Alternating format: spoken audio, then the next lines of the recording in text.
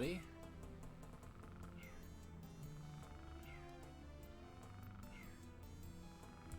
Happy Monday. And let me just set the timer for what I'll be doing next. Yeah, I was supposed to be... hey, Tundex, hey, everyone who is here.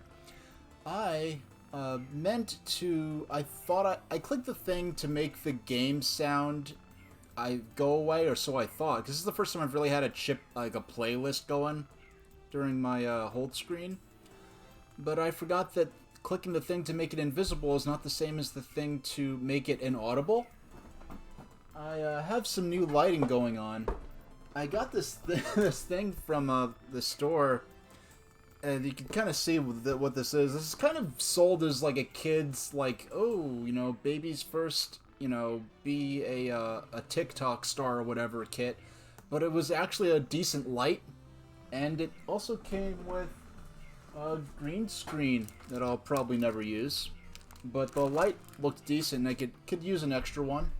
So hopefully I can get a softer lighting going on here than what I usually have, especially for my night streams where I can't rely on any natural daylight. So let's hop right into it. Let me just get all my timers going. There we go. Wake up, Mario. Yeah, I figured out how to have an actual...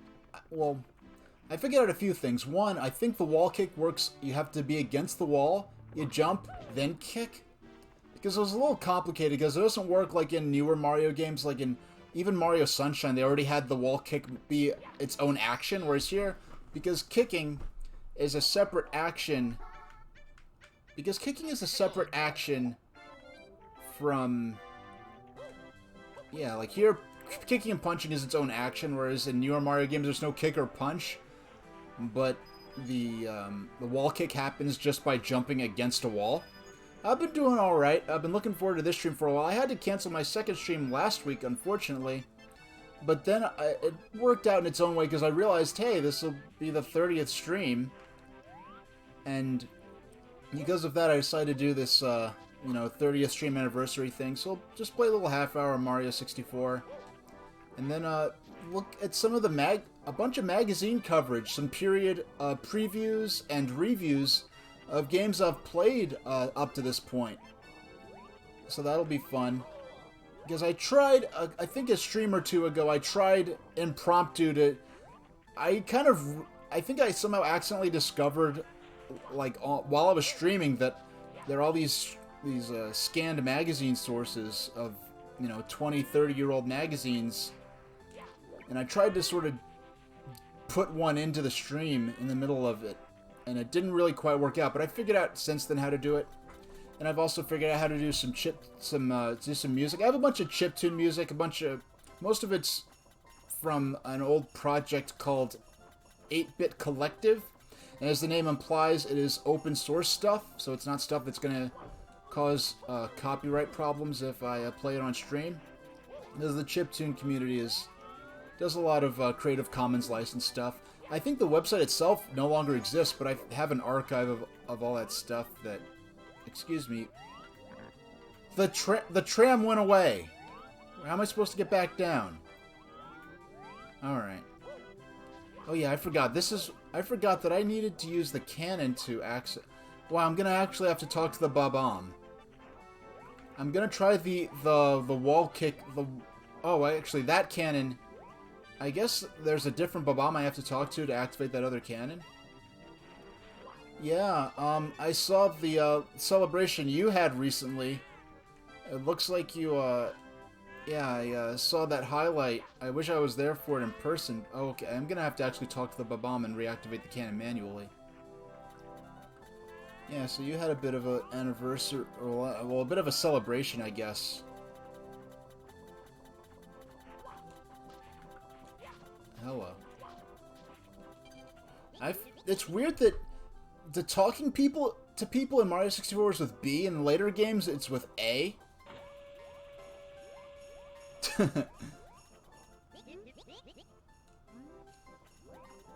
Now I have to wait for the cannon to come back. I mean, wait for the tram to come back. Oh my gosh, I almost fell.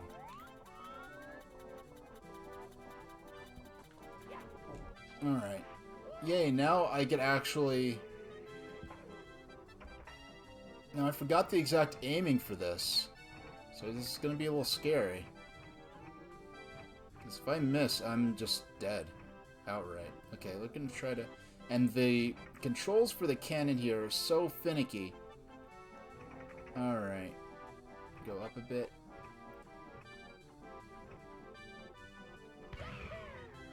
Ooh, I was so close! I mean, and this is just to get to the place where I'm going to attempt to get the star.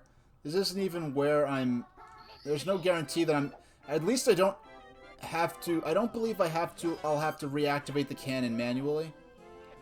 Because just getting off to talk to the Babam is a bit of a risk there. But I shouldn't have to do that again.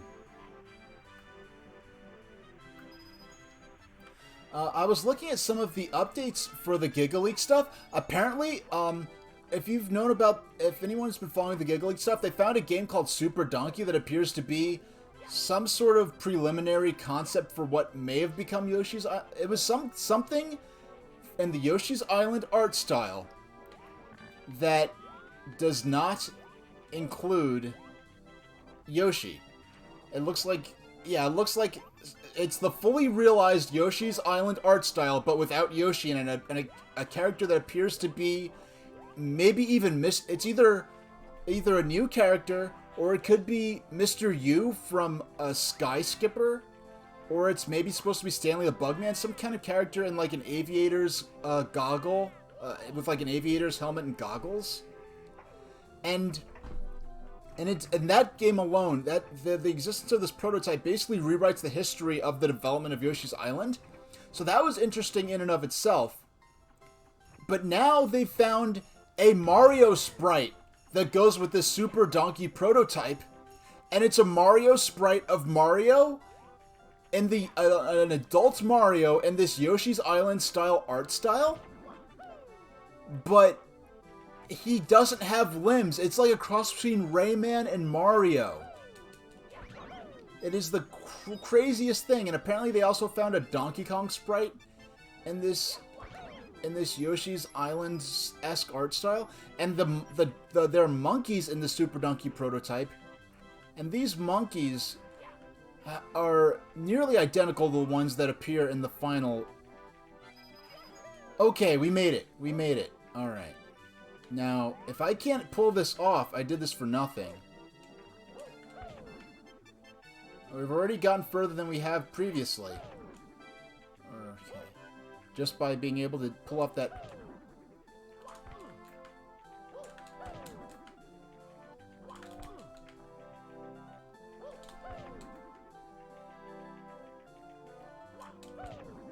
Okay. If I could... Okay, got the first jump down. How am I supposed to... Yeah, if I'm supposed to wall kick off of that. And the wall jump by doing a running start and start jumping and jumping again. So... Well, at least they planned for me to do that several... So I have to... do a running start and jump. Okay, that time it actually worked. The other times I've tried this, it just flat out didn't work. The timing must be really, really precise. Now, I don't want to spend my entire half hour of Mario 64 just doing this.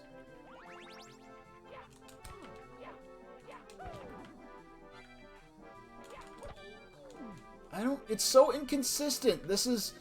In Mario 64 DS, it uses the Mario Sunshine styled wall jump mechanic, so it's much easier. Now, if I'm already against the wall and I jump, I can kick off of it easily. But when I'm running and jump, don't attack, just jump. So is it after he strikes the wall? Okay. Just jump. I feel like this timing is so finicky. I just keep bonking into the wall. If I'm already against the wall, it is the easiest thing in the world. But when I run...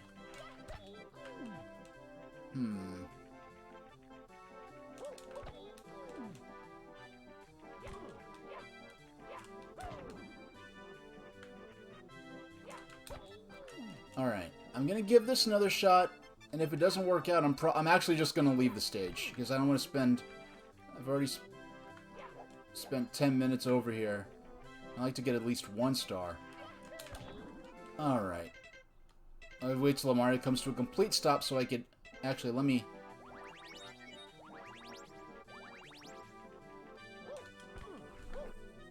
It's the jump button. It doesn't... The way you're describing wall kicking sounds like how it works in Mario Sunshine. Oh, there we go. There we go. I did it. With the jump button. How... Okay. Okay. Alright. Okay. It's like once you said it, it now works. And it didn't even...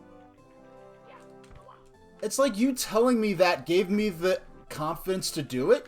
Is it like an Ocarina of Time, in Legend of Zelda Ocarina of Time, where if you know the notes for an ocarina song, and you put in those notes, and play the notes, it will not count in the game as you playing the song, unless you already learned it from a character in the game? Is it like that, where unless you told me, Tundex, now that you told me, now, I boned it there, but it seemed like I actually was able to do it. Okay. Alright, maybe I need more of a running start, but... Oh, I have to triple jump for that one. Okay. And this is a star I never got in vanilla Mario 64. I got it in Mario 64 DS, but Mario 64 DS uses the wall jump mechanics from Mario Sunshine.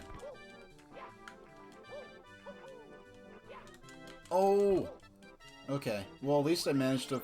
And not that there was anything really at risk there, but just being able to land that without taking damage at least makes me feel like I didn't totally... Okay.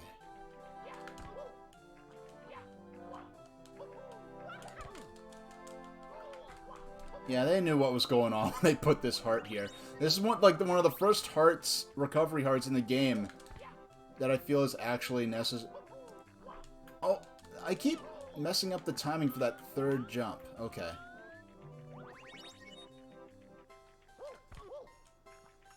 Okay. Let's get a good camera angle so I could...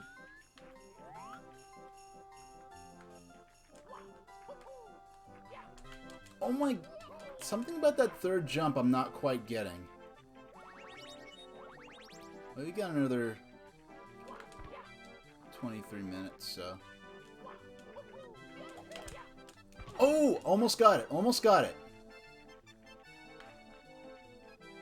Oh, no, no, no. Go ahead. Like, for me, like... I haven't really played anything live that's, like, really spoiler vulnerable, but if it's a puzzle that I don't understand the concept of, I wouldn't want someone to spoil the puzzle for me. But this is a matter of me not understanding the basic mechanics of how the game works, which is different for me. Like, I've gotten timed out from streams for, like, it was FF7. Someone was playing FF7. They were on, like, something at the very end of Disc 1. And I made a joke about something that happens in the first hour of the game, and I got timed out for spoilers. And I wasn't even, like, gameplay information.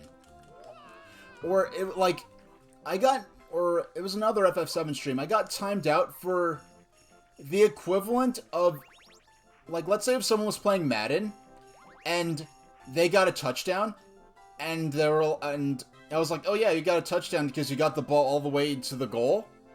And I got timed out for backseating or something. And I'm like that's not backseating. I commented on, them playing the game and like a basic rule, a fact of how the game worked. Like if I was running around in this game and I didn't know how to jump, and you're like, oh, press the A button to jump, that's not a spoiler to me. And I'm a person who's extremely sensitive to spoilers in games, and I've been in chat, okay, now that I'm talking, and now I know how to play, I have to hush up a little bit and focus on this. But yeah, you could see that I understood that I had to wall jump, but I was just misunderstanding. I guess I was conflating the fact that I wasn't understanding the fact that I guess I was conflating the fact that like punching and kicking was a separate button in this game, whereas in other 3D Mario games it's not even an option. I guess I assumed that wall kicking was manual. Okay, so here we go. And it's funny because it's so precise, but unlike a lot of the things I've dealt with in this game so far that require such precise timing are life and death things, where this is more just, you know, I could try unlimited times, but I just have to get it right. Okay, here we go. Get the camera angle I like. Oh, almost. And after this next ledge, this better be the star after this next one, because if there's like a couple more jumps, I'm gonna lose it. Yeah! We got it. Oh, yes. Okay, they better not... I was gonna say, they better not... No, that's not... We're gonna crawl across. I don't want anything silly to happen now. This is a star I really didn't think I was ever gonna get. I really did not think I was going to get the star today. I think, and this may be one of the stars I spent the most time on. I know the star in the Vanish Cap Palace, really...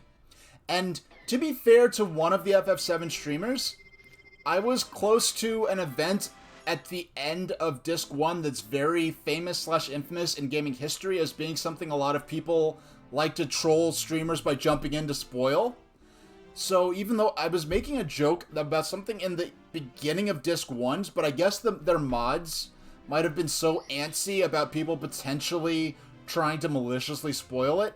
I don't even want to go in that stage again. I want to go somewhere else for the 18 minutes and 42 seconds of my time in Mario 64. Let's go into a stage maybe that we haven't gone into yet.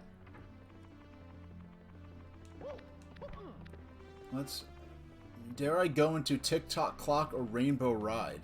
And the first time I played Tick-Tock Clock and Rainbow Ride, I really wasn't sure exactly what was going on.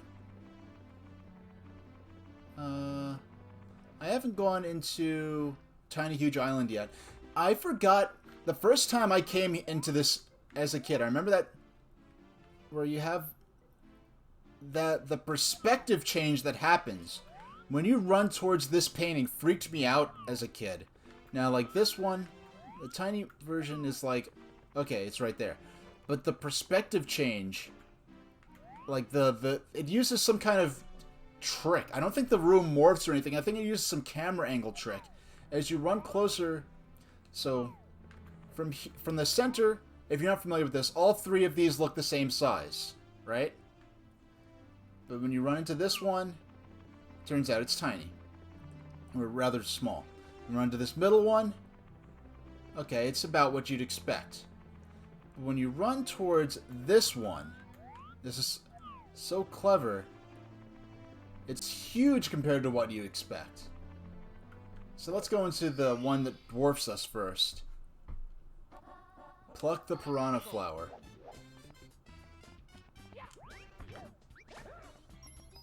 Now if you ground pound these,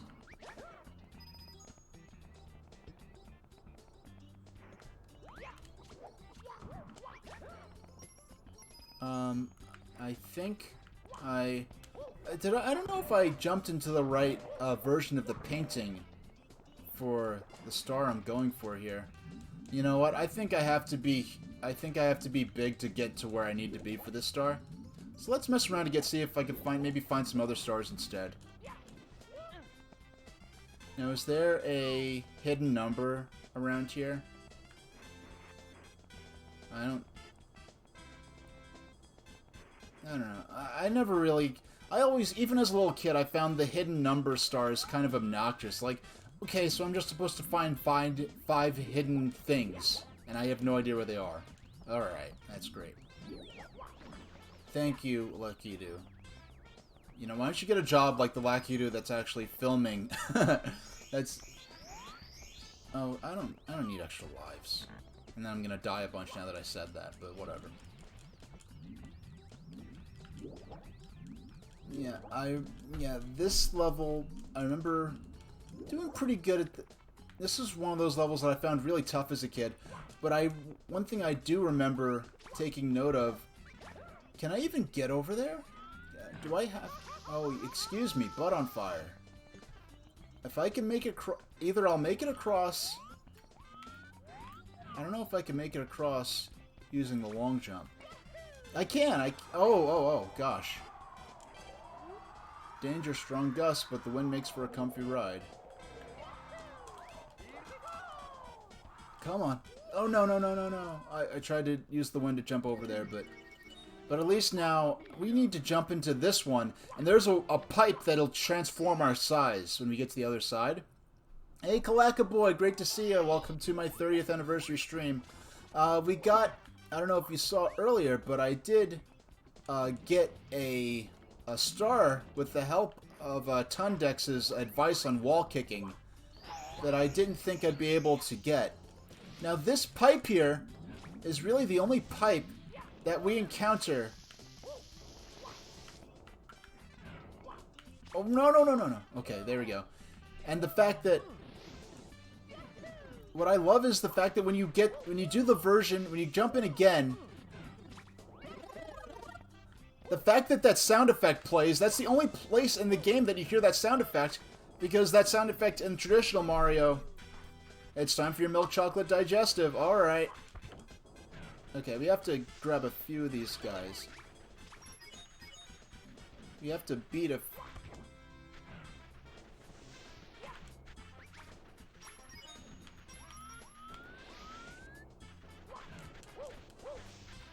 Come on. Show up. Where are you?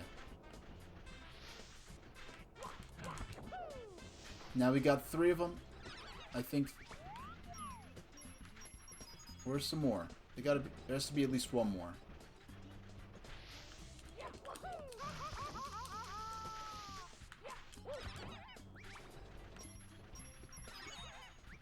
Okay, there we go.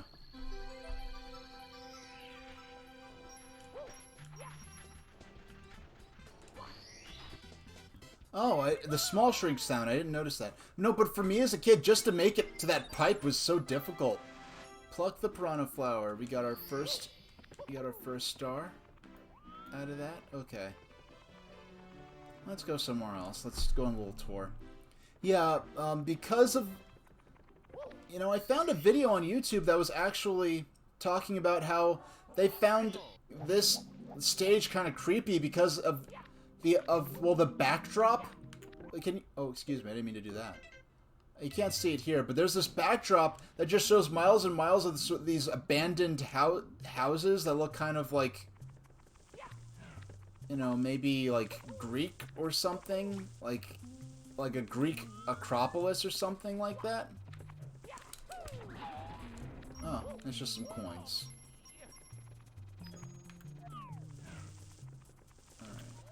Now, what's this star? Shocking arrow lift. So we're trying to get up to the top.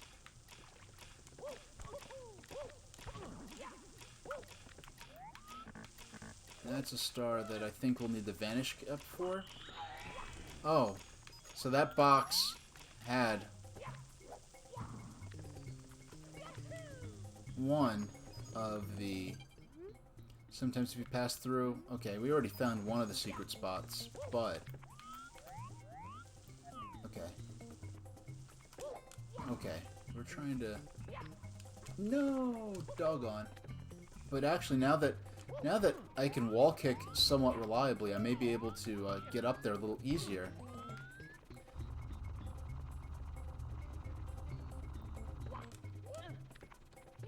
And one reason I like that pipe so much in Big Tiny Huge Island so much as a kid is just because it's the only warp pipe. Well, it's not really a warp pipe, but it's the only pipe you can jump into in the game. And for something that's such a staple Mario, something that's such a staple of Mario, it's kind of odd that they only appear a few times in the entire game. And well, it's really only that once in the game because there's the warp pipe you arrive in on. Excuse me, I'm not here to play with you, purple dude.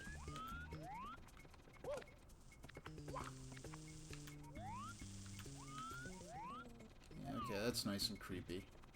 No, I always was unnerved, by the way. They just sort of... They don't even look at you. They just sort of loiter near you, waiting for you to... Okay, that's... That backdrop of that... looks like maybe a Greek Acropolis or something like that. And when you have this abandoned town area later in the...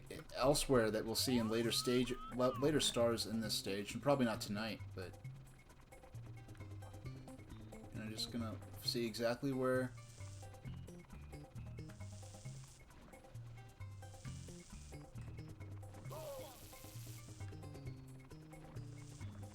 Alright.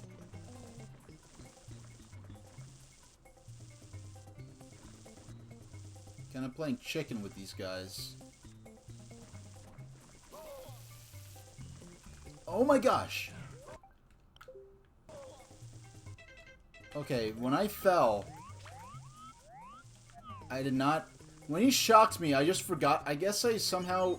Even though I was holding Z, it took me out of being locked into crawl mode. But if I...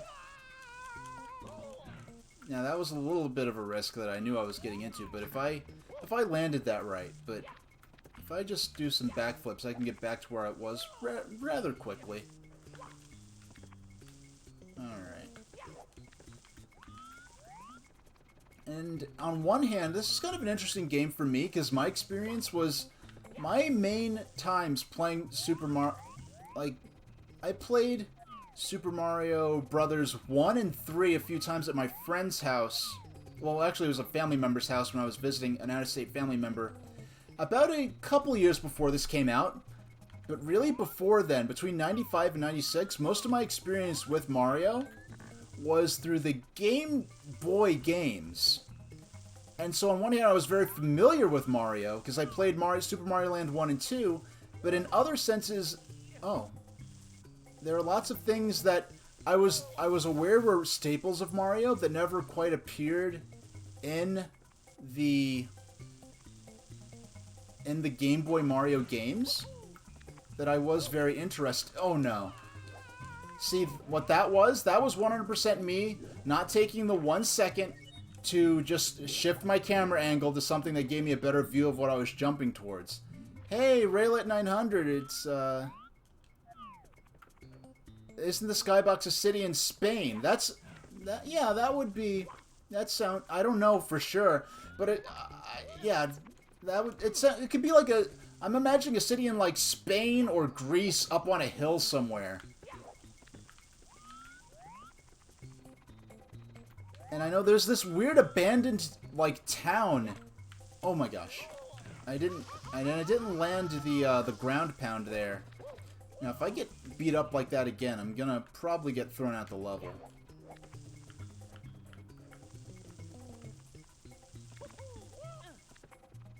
Oh, it's that particular city, Raylet? Okay.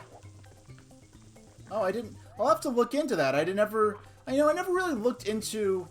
I was always interested in the Skybox from a lore perspective, because it's supposed to be implied that this is just a part of this big abandoned city that was maybe flooded at some point. And you have this weird kind of industrially kind of area, but there's also this abandoned town, which I always found to be... Now, if I can... Okay.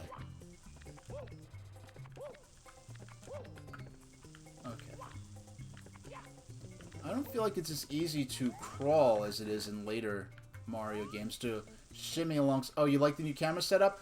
Yeah, I had to sacrifice I liked having the consoles. The only reason I even went with that other camera setup is so I could have my console on screen. But I just wanted a closer view on me, and part of the reason I did this particularly is because I'm going to be doing, in 6 minutes, I'm going to be switching to the, I'm going to be reading lots of retro magazines, looking at period coverage of the games I've been playing so far.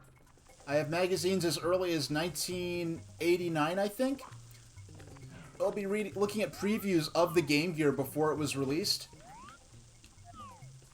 Oh, am I going to be able to get one more star today? Is that what's about to happen here? I hope so. Okay, that's going to get me dizzy, and it's not, okay. It's not every day I get dizzy in games. There we go. Red Drywold was, Raylet900 says, Red Drywold was always a very unusual level to me. It doesn't fit the atmosphere I normally associate with Mario games because of the graphical choice due to the limitations of the N64, but things like the sound fonts and the overall creepiness is something I've always noticed. Just an abandoned town. Always, to use the term, it's maybe getting a bit overused lately, but the idea of a liminal space. Something that feels like it should serve a purpose, but it's been kind of stripped of its purpose. Now it's just kind of... And just I always found it interesting... Excuse me, I'm just trying to open my water bottle. Excuse me. Oh, okay, the locking mechanism on my water bottle is being silly at the moment. Oh, there we go. There we go. Yep, gotta stream safely. Oh, that wasn't even the start intended for me to get. Okay. Now, I didn't take advantage of the fact that I could alter the water level here. I don't know if I'll be able to grab another star before this game, I'll have to get that there, in that cage is the path to the abandoned town. It's an area that they call downtown. The star says, like, go downtown for 8 red coins or something. So we know, in the context of the game world, this area is known as downtown. I want the skeeter, the whatever this thing is, the thing that Pan and Koic uses to get through, watch for rolling rocks in half an A press or whatever. I want to get, yeah, I want to get to there. See if we can get to the downtown area. So we're gonna look at, oh yeah, that's what I was getting at about my new camera angle. I want to I'm gonna look at a lot of magazines, and to look at that, I'm playing on my monitor that's in front of me, but to look at the magazines, the Mario 64's personalized meme, I don't know, I find it interesting how quickly folklore and myths and legends have developed around the technological age, which is the technology age, the digital world is pretty much in its infancy, but the human habit of myths and legends about things that are part of our lives. You know, when people were hunting and gathering, and we didn't have electric lights, we just barely harnessed fire, we'd tell stories of dangerous man-eating beasts that lived in the forest at night, for instance. Or we tell stories, you know, don't go to children, don't go into the woods at night, they're monsters that'll eat you.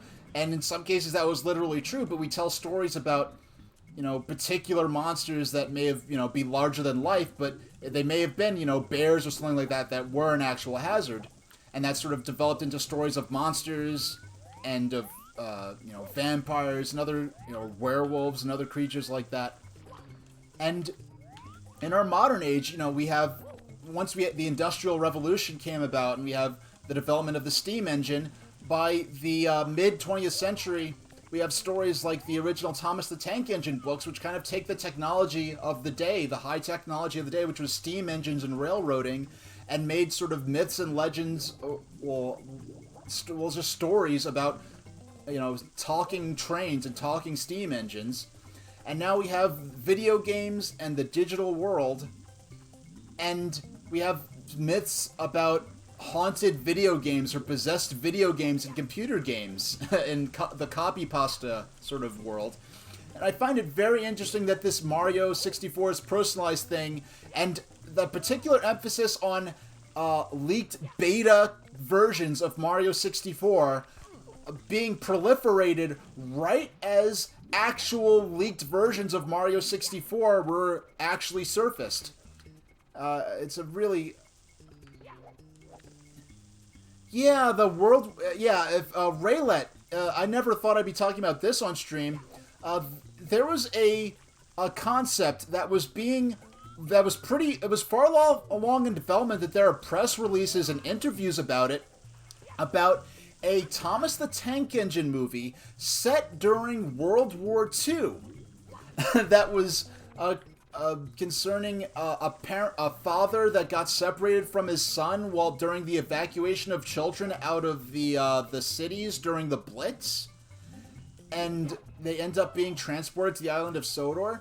Now, some of you are unfamiliar with this, Thomas the Tank Engine, actually, the original books that Thomas the Tank Engine television show is based off of, actually have absurdly detailed lore about them, where the father and son team that sort of wrote the original books know the history of each town on the island of Sodor going back to Roman times, back to, pre-Christian, Roman Britain, about the history of these towns and different battles that took place and how it came to be that the different stations along these railroads came to have these stations built in them. Oh, there was mining going on in the Farquhar area and so forth. So there's actually this whole... You could read into all this lore without even getting into the talking trains aspect of Thomas the Tank Engine.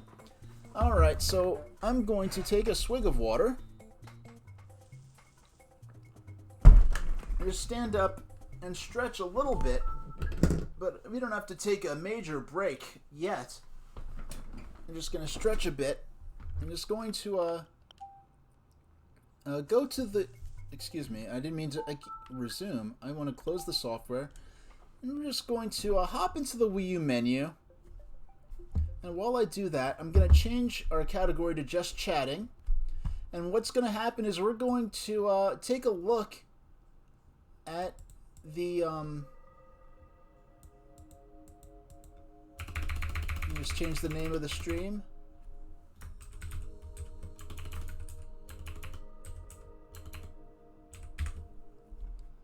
We're gonna change to just chat. Just chatting. Okay. And so we updated. We're just gonna go back in N64 and get Mario Party 2 ready, so that when we go to that in a while from now, it'll be ready to go. And we're just gonna hop straight into looking at some vintage magazines. Yeah, Reverend Audrey wrote the books. Yeah, Raylet's pretty much telling the story for me. I personally find, not to turn this into a Thomas stream, someday I'll stream one of those Thomas games for the Genesis that even as a kid I was convinced had to suck. There are various emulated versions that let us play Mario Party, that would let us play Mario Party 2 online, but for now I'm sticking with official versions. I find that the Christopher Audrey books are just so much more technical and maybe not as inciting in certain aspects as the Reverend Audrey books. So what we have here... I'll get banned if I stream Rusty to the Rescue. Even though, I have to say to their credit, the copyright holders for Thomas the Tank Engine have been very chill about letting people post the 80s and 90s Thomas episodes to YouTube. But what we have here is Micro Gaming Magazine. This is a spin-off of EGM, and we're going to look at the pre-release material. I know this includes... I haven't looked at most of these, but this includes pre-release, and that's why I've switched my camera angle, because now I'm looking at the same screen that I have my broadcast software on, because when I'm looking straight at my game screen, it's not so bad having this side camera view that lets you see... I'm just switch briefly. If you look to the side, you can see... Oh, wrong... You can see my consoles here on my little table here. But when I'm looking at my game screen, I mean my TV that I have, my monitor that I have my magazine on, which is the same magazine I have my broadcast software on, have the side view, and I want to have a little bit of maybe a bit of a better view of my face for this. So this is the first time, yeah, this is for R-Type, And this is the first time that I have background music as I'm streaming, so if I need to adjust, I've done tests and the volume should be just enough that you could hear that the music's there. This is all chiptune music. Hopefully none of you find that annoying. But I like chiptune music. It's some of the only music I casually listen to. And in addition to that, it is a bed sheet. This is a Pac-Man bed sheet from the 1980s. I was really into the history of video games and Pac-Man in the mid-90s. So my mom found this in a thrift store and she got it for me. I was streaming Pac-Man about better part of a month ago now. Pac-Man Championship Edition and NES Pac-Man. So now, so I use this as a backdrop. This isn't permanent. I'm gonna eventually replace it with something a little, but it's cool for now. So we have pre-release Game Gear stuff. Sega debuts Game Gear. Special pictures inside. So this is before Game Gear was even out in North America.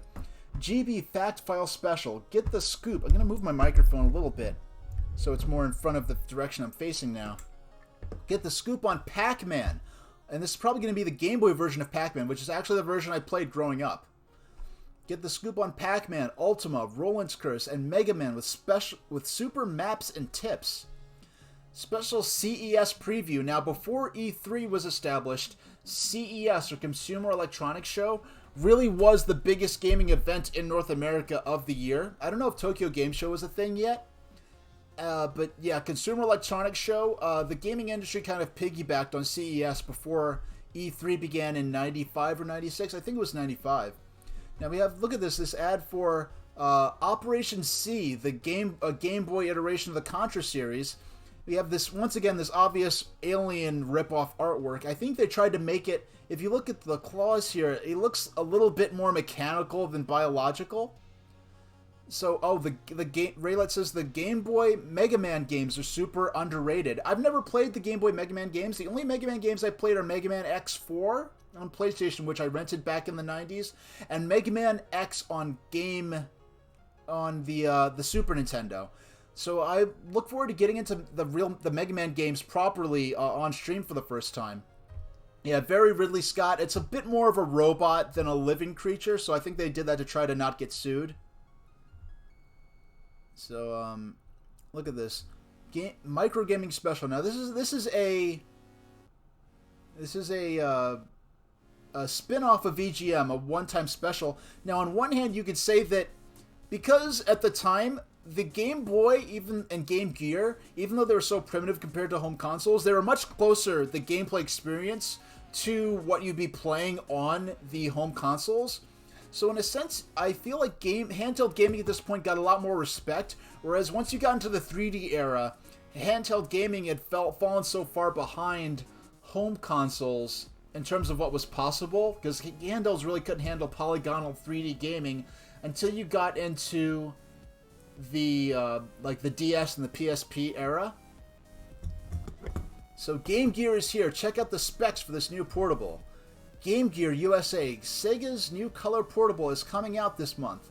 It's affordable, compact, and can be turned into a TV. Now, of course, this is before the smartphone era, so having and portable TVs were kind of a cutting-edge thing, so having a color handheld system you could turn into a TV was a big deal back then. Plenty of good games coming from Sega and its licensees. Plenty of good games. It sounds so non-committal. It's plenty of good games. Not plenty of great games, plenty of good games. You had a magazine, call him Dr. Wily. Dr. Willy. And its licensees, the Game Gear provides a good alternative to the black and white system. They don't even mention Game Gear. Why don't they call it the Game Boy? It offers a good alternative. Mega Man is now chasing Dr. Wily in glorious black and white.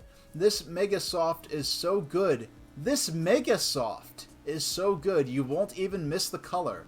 The mazes are new, but the foes will look familiar. R-Type, one of the all-time favorites, is coming out for the small screen, featuring the same huge bosses and intense actions as its full-size cousin. The Game Boy version is the one to get. Game Boy previews. One thing which the Game Boy does have to offer is a consistently changing supply of affordable games. This new season will have NBA baseball, WWF wrestling, and fastest lap in the sports category, tailgater hunt, Hunt for Red October and Crystal Quest, the action genre. Altered Quest, Final Fantasy II, and Hatris. They probably mean Final Fantasy Legend 2. Japanese GB and GG carts fit their US counterparts. See what's new across the ocean. Now, you could import Game Boy games, but good luck being able to find a source that'll let you import them. You had to have, you know, in the back of certain magazines, if you were lucky, there might be an ad for an importer that would let you import those import cartridges. Now, I didn't have Game Boy until 95. Game Gear, my parents chose Game Gear for me because I was more interested in Sega. And I was because of Sonic the Hedgehog, and I played on the go more than at home, and so my parents got me the Game Gear, and I think that was a good choice. Now, I didn't play for that. No. Game Gear, now in US. Sega has just announced the US version of their color handheld portable Game Gear. Will go on sale later this month. Set to roll out initially in only 2 test markets, New York and Los Angeles. The Game Gear will retail for $150 and come packaged with the game columns and a wrist strap. And I did use the wrist strap. The US Game Gear is identical to the Japanese version. All the specifications are the same, and like the Game Boy, the Game Gear will play the Japanese games directly. Sized about an inch shorter than the new Lynx, the Game Gear has an LCD screen which measures 3.2 inches diagonally.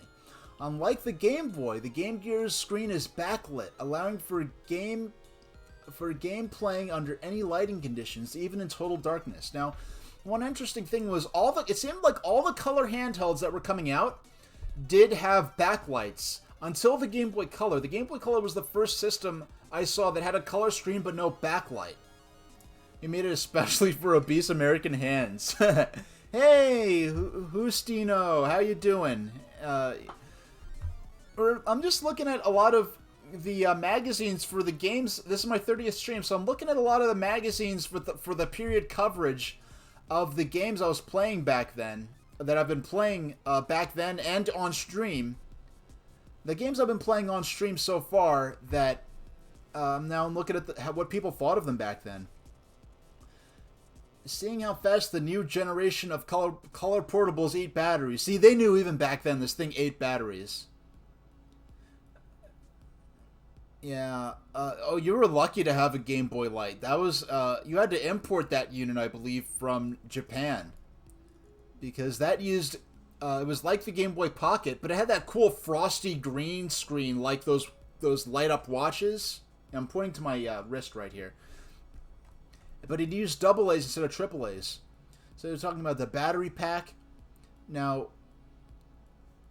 it will also be available, but perhaps will dramatically improve the usefulness of the Game Gear and set it above the nearly equal Lynx is the TV tuner. $98 for that TV tuner. Wow.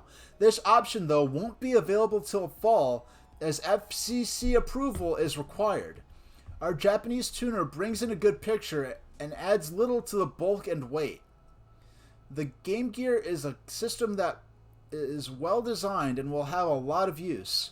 We have several Japanese systems since October, and each has performed flawlessly. Our new US unit has also operated equally as admirable. With a good constant supply of new games to the GG, could be a formidable foe to the Big N's portable. I won't be reading any Nintendo Powers today.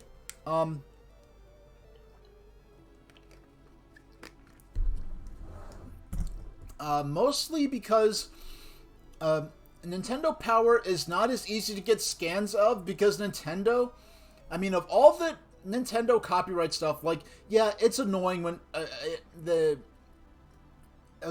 Nintendo takes down a ROM site where they have pirated Nintendo ROMs, it's like, okay, I mean, you could argue, as Nintendo's not making them available to purchase legitimately through a virtual console, really, but yeah, it's pirated games. Okay, I can understand them taking down. When they take down, when archive.org was putting up Nintendo Powers, Nintendo made them take it down. It's like, oh, come on. That's the point where it's like, I gotta really say, like, come on, really? You know, it's not like they're gonna reissue these Nintendo Powers, and even if they did reissue them, they're not going to have the original ads in them because they don't have Nintendo doesn't have the copyrights to those advertisements anymore, and the ads are an important part of the context of these. Yeah, grinds your gears is exploding. The gear-to-gear cable. Now, I played Game Boy multiplayer as a kid. I never played Game Boy.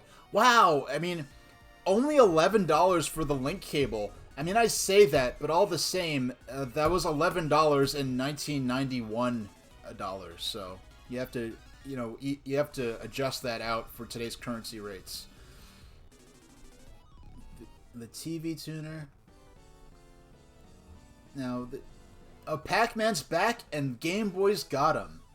Now, this is before they were really using this is before they were using the depiction of the Pac-Man ghost they use today, but it was after they were using these versions of how they depict the ghosts, if you can see them here. So they weren't quite using these anymore. They weren't using this... Oh, it's off screen here. They weren't using this amoeba-like version of Pac-Man that appeared on the cabinet in North America. But here you can see the versions of the ghosts that they have. Oh, $24.99 with today's currency rates. So, wow. Now, G-Lock. I had that for Game Gear. Super Monaco GP, I also had for Game Gear. I had Super Monaco GP2 for Game Gear, which was sponsored by Ayrton Senna, the famous Formula 1 driver who tragically lost his life in a crash in, I think, 95.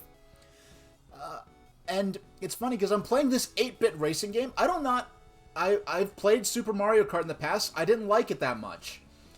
And I don't like the way the camera rotates in Super Mario Kart, and I don't like the way that half the screen is always taken up by the map in Super Mario Kart.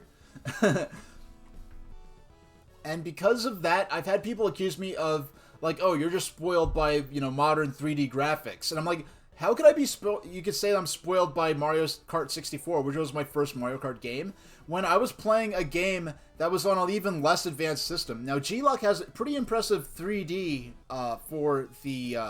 it's a Top Gun style first-person airplane shooter. Now, when the Game Gear is introduced in the US later this month, 5 cartridges will be immediately available. Beyond this, Sega officials state that they will release at least one new game per month. Third-party licenses have also jumped on the GG bandwagon. At Winter CES, Kaneko was showing Berlin Wall, and BigNet had Junction. Should the GG catch on, other companies could rapidly tap their Japanese parent company's GG carts. Namco could bring over Pac-Man, and Taito has Chase HQ and Haley Wars.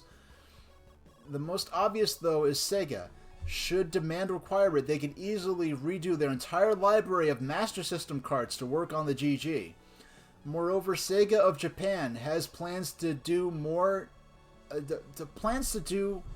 brand new carts: Space Harrier 3, Alien Storm, Millennium vs. Kung Fu, and Outrun are available, and their schedule: Golden Axe, Alex Kidd, and Tennis. Now, they're not...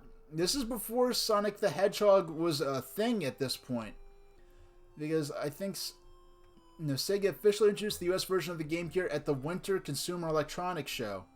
Dragon Crystal. Raylet's saying Super Mario Kart had piss poor handling. Now, it's been years since I played Super Mario Kart, and the first time I played it was on emulator. So I have it on the Super NES Classic Edition, which I do own. So I will play an official version of it with an actual Super Nintendo pad. I probably won't be a fan of it, but I'm going to give it more of a fair chance.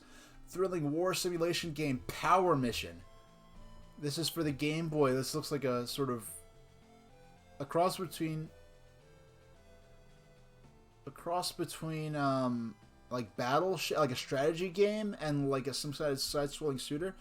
Now, Mega Man, Dr. Wily's Revenge. I'm not gonna read through every single one of these and plus we have R-Type. I've never played an R-Type game before. I think I might have played one on DOS back in the day.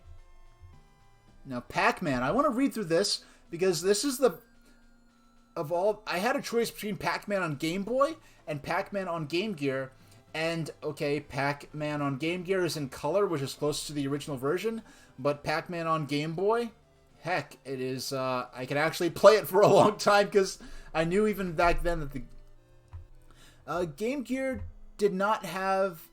the Gamecom had some PDA functions through its touchscreen built into it, and it had a modem, a wired modem, that you could access some kind of email service. And, you know, and the sad thing about Pac-Man on Atari is that if they gave the programmer more time, they could have made a much better version of Pac-Man. Because Miss Pac-Man proves on Atari 2600 proves, if you give the Pac-Man can work on Atari 2600, they just made him rush it and we got a not so great version. I say that like I was around at the time. I've only played Pac-Man on Atari via emulation, but I have a sense of what it was like. And I've played fan-made versions of Pac-Man on Atari that play much better. Now, after years of residing in the arcade machines and on home game arenas, Pac-Man has finally gone portable for the Nintendo Game Boy. All of the original feel and fun are retained in this arcade classic, also translated into Game Boy. Pac-Man is also translated into Game Boy Pac-Man is the option to view either a large partial screen or a smaller complete screen. The small screen is so low res.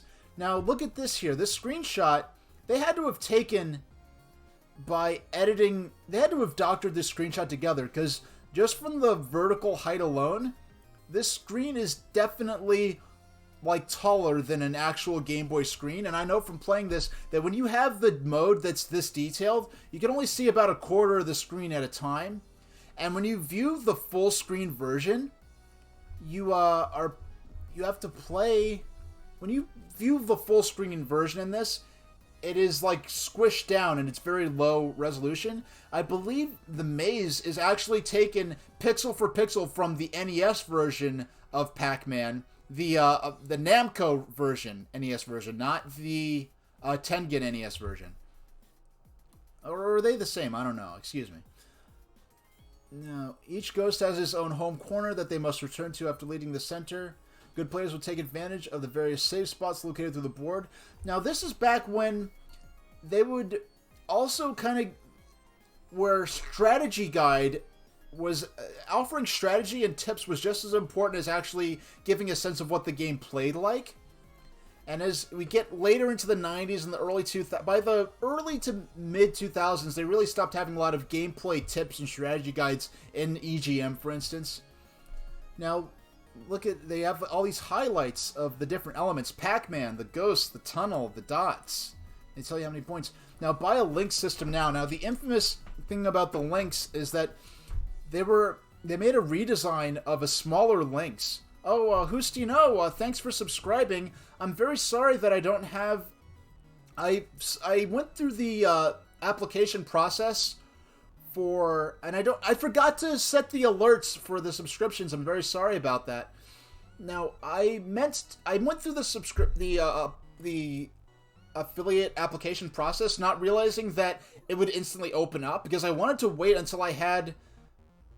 I wanted to wait until I had my my emotes commissioned. I want to have some cool doorworm emotes for everyone to use, and a cool user icon for people that are chatting. I wanted to give them that before they started paying to subscribe, but the only way I can't pause it once I actually applied for it. I didn't realize it would go through so soon. I thought it would be a longer process. Now, they actually could have made the Atari links much smaller from the beginning, but Atari told the company that, like, oh, make it bigger so it seems like it's worth the $150. But they made it so too big, and Atari asked them to... Now, here we are, a Game Gear advertisement here. Separate the men from the boys. Introducing Sega Game Gear. If you're still playing with Game Boy, it's time to grow up. Game Gear is here. The new color-portable video game system with arcade-quality Sega games and graphics. Game Gear's advanced technology makes Game Boy look like child's play. The high-resolution color screen provides razor-sharp detail. Intense colors give a picture so lifelike it puts you in the thick of the action. And the backlit screen allows you to play in any kind of light, even total darkness.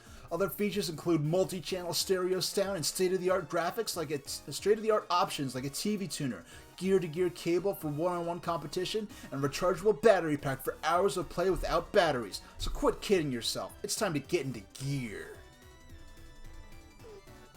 Well, compared to... Now, look at this Roland's Course. This looks like a cool game. I'm gonna have to check this game out, Roland's Course. This is one to put on my list here. I'm going to have to definitely go back to this. A little light goes a long way. Oh, now this is the aesthetic right here. And for me, it was more about Game Gear, but just the being in the back seat of my parents' car and the light of my Game Gear. Yeah, you have a cool one. I want to make a cool custom one for you, Tundex. You got anyone who, y'all deserve it, and I thank you so much for the support. You know, it means a lot to me. So thank you very much. I hope I could make it worth your subscription.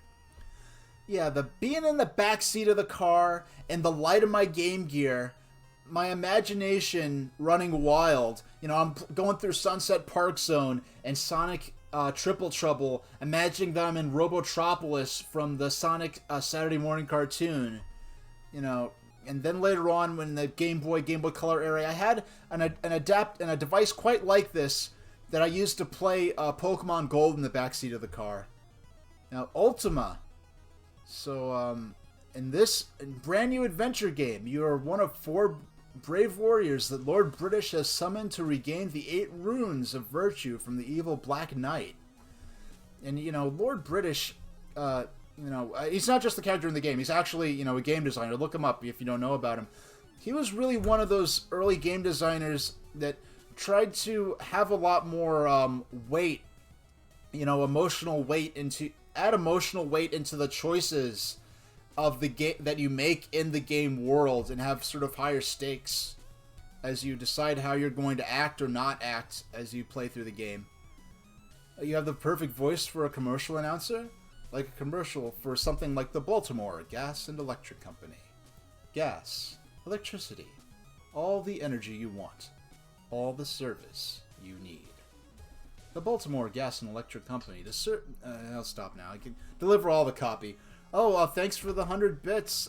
Excuse me, I do not have these bit and subscription alerts ready because I forgot. I mean, I'm not ready for people to be throwing stuff like this at me. I've always appreciated, never necessary. You know, take care of yourself first. You know, order some Postmates or whatever. You know, have your bills paid.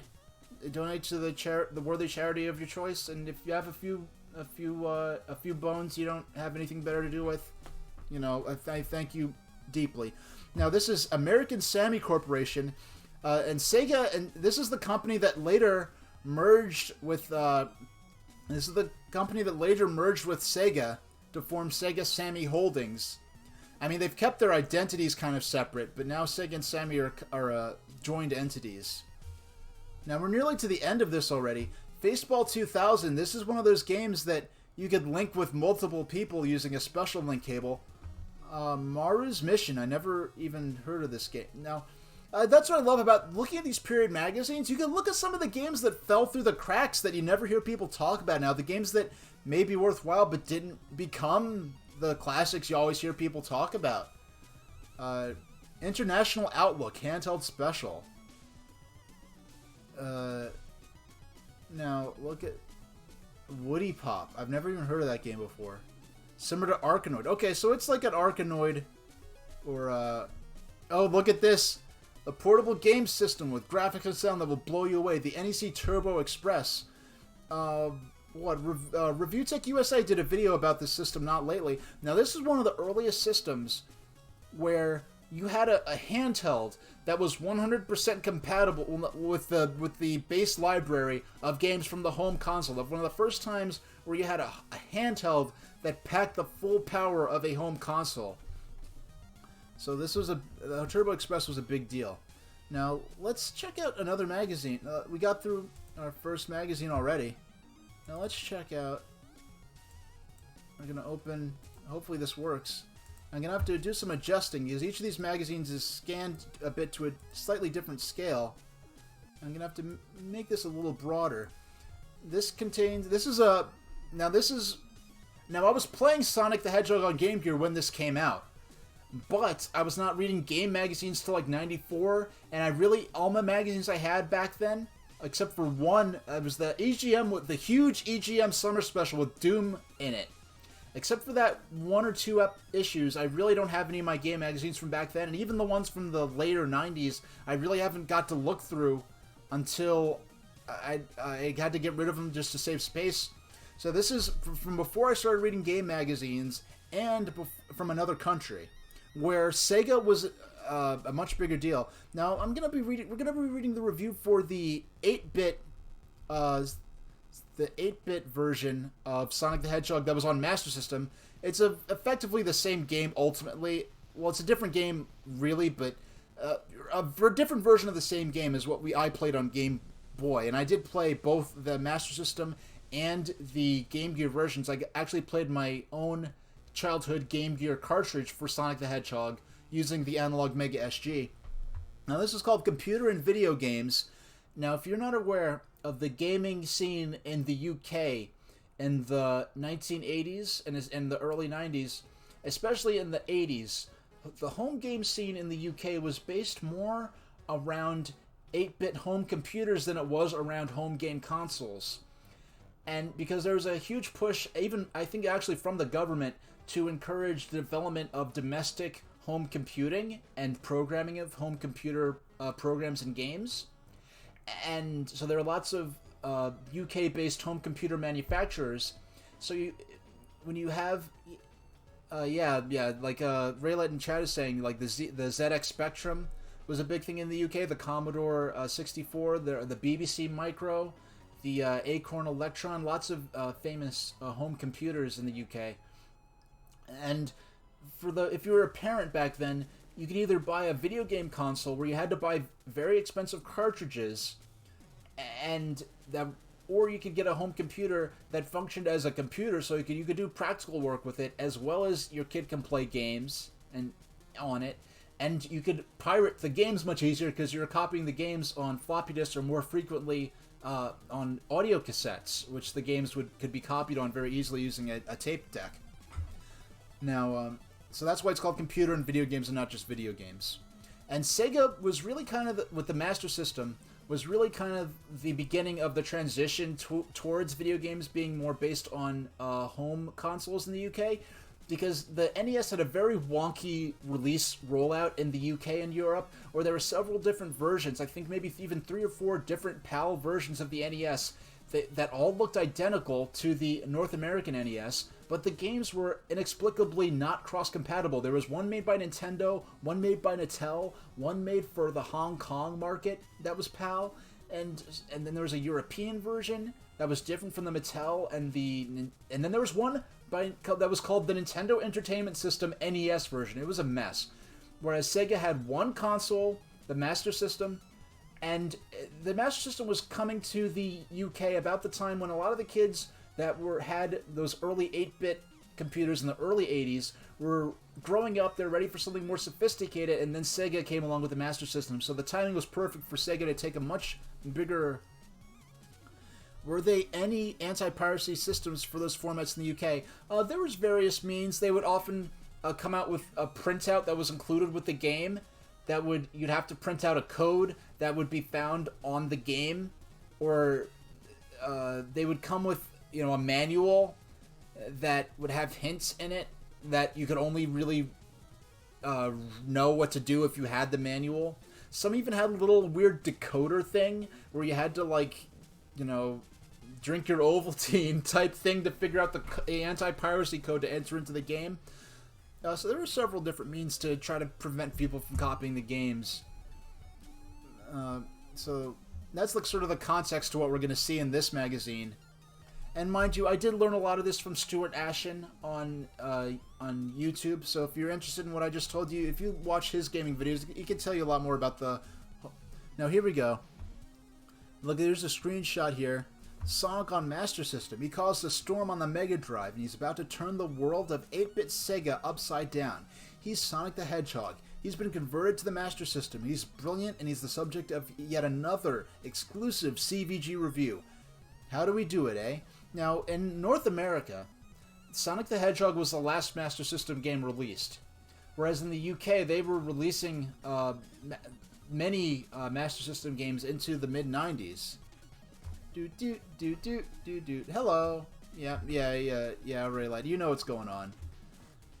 Man, look at these. Now, you have the time difference of just being... Okay, that creature's a little creepy.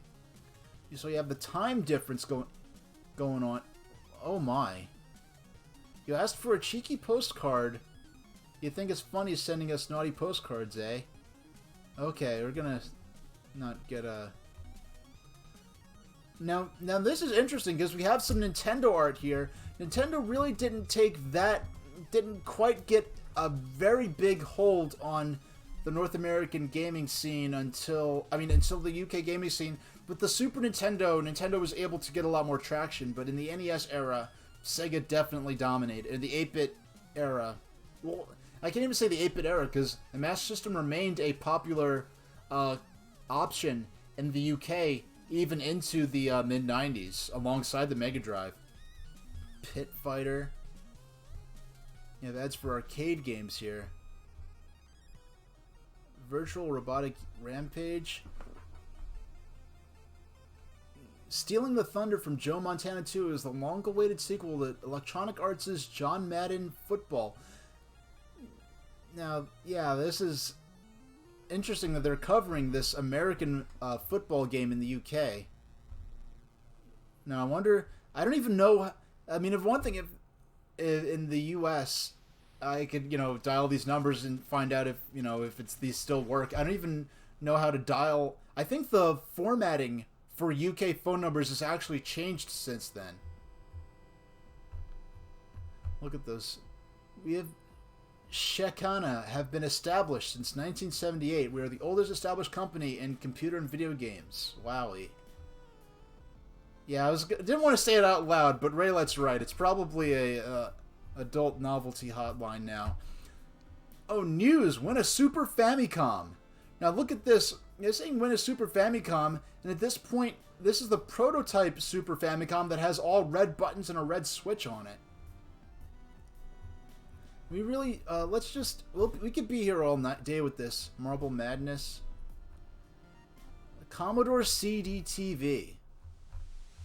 And Commodore was a bigger deal in the UK than it was here. And even though Commodore 64 did have traction here as well. Win a Game Boy, win a Mega Drive. Wow, okay. Let's look for Sonic the Hedgehog, because I'm gonna end up, gotta love, oh, an Amstrad PC. Amstrad, Allen Michael Sugar Trading. You just gotta love those computers where you can put the monitor on top of the computer. Oh, here we go. Review, after this, I'm probably just gonna skip to the next magazine, because I'll be here all day looking through these, and plus I don't have too much. He's small, he's spiky. He's blue and core blimey, he's fast. He's Sonic the Hedgehog. He's Sega's superhero, and now he's on the Master System. Sega's a small spiky star with a mission to free all of his furry friends from the clutches of the evil Dr. Robotnik, who's captured all of Sonic's pals, brainwashed the poor critters, and encased them in biomech android armor.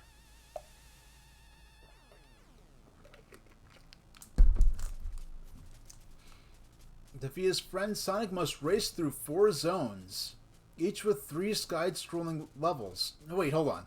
4 zones. Green Hill, Bridge, Jungle.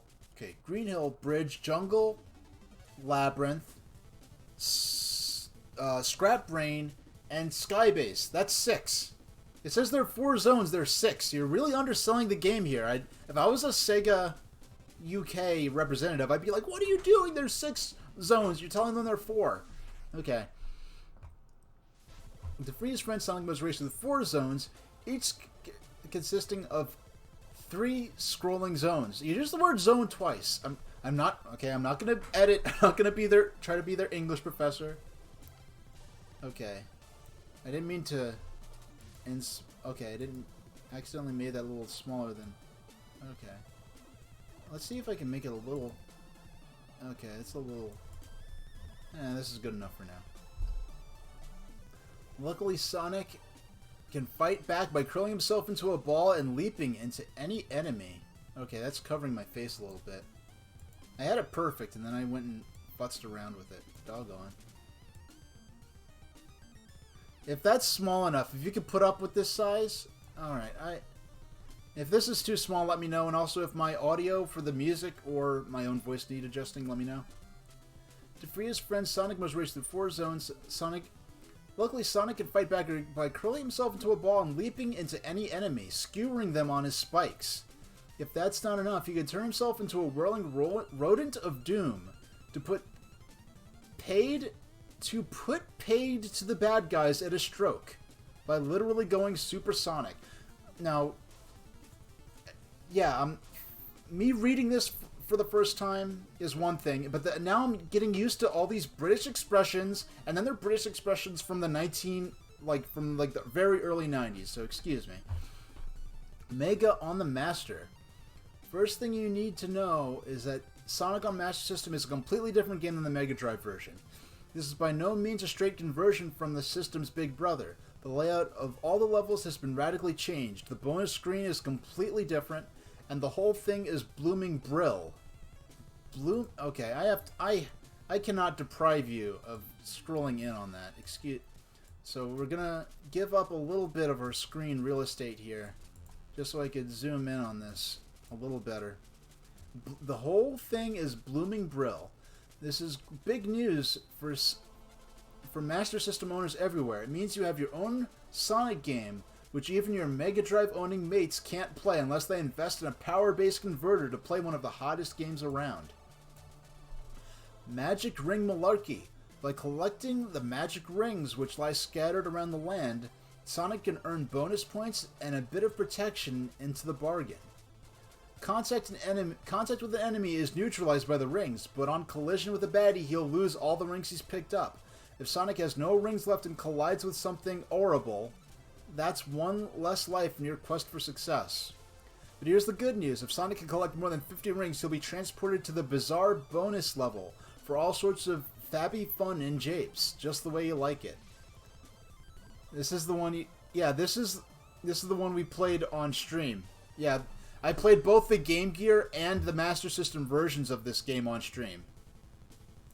No, well, it's a valid question to ask. Now here we have the Jungle Zone. Now, Monitor Madness.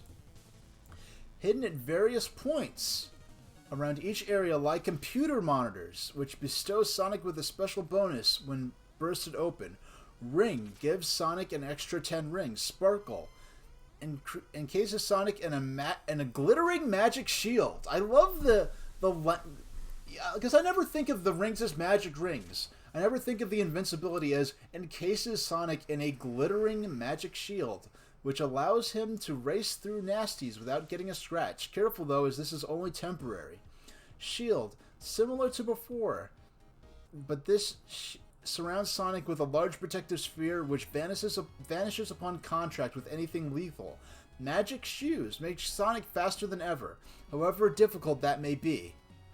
Only temporary, but helps our spiky star reach parts of the level that other hedgehogs cannot reach. Sonic gives Sonic an extra life. Now there's only one Super Shoes icon in the entire game, in the first stage. Bonuses, Brill Bouncy. More good news for Master System Sonic fans. The bonus screen is different from the Mega Drive version. Instead of the swirly, spinny Collect the Ring Spectacular, our Sonic goes bouncing bonkers to grab as many rings as he can. It's a laugh and a half as our spiky blue superstar leaps and bounces about the screen, and you'll only see it on the Mega Drive's little brother. Hurrah!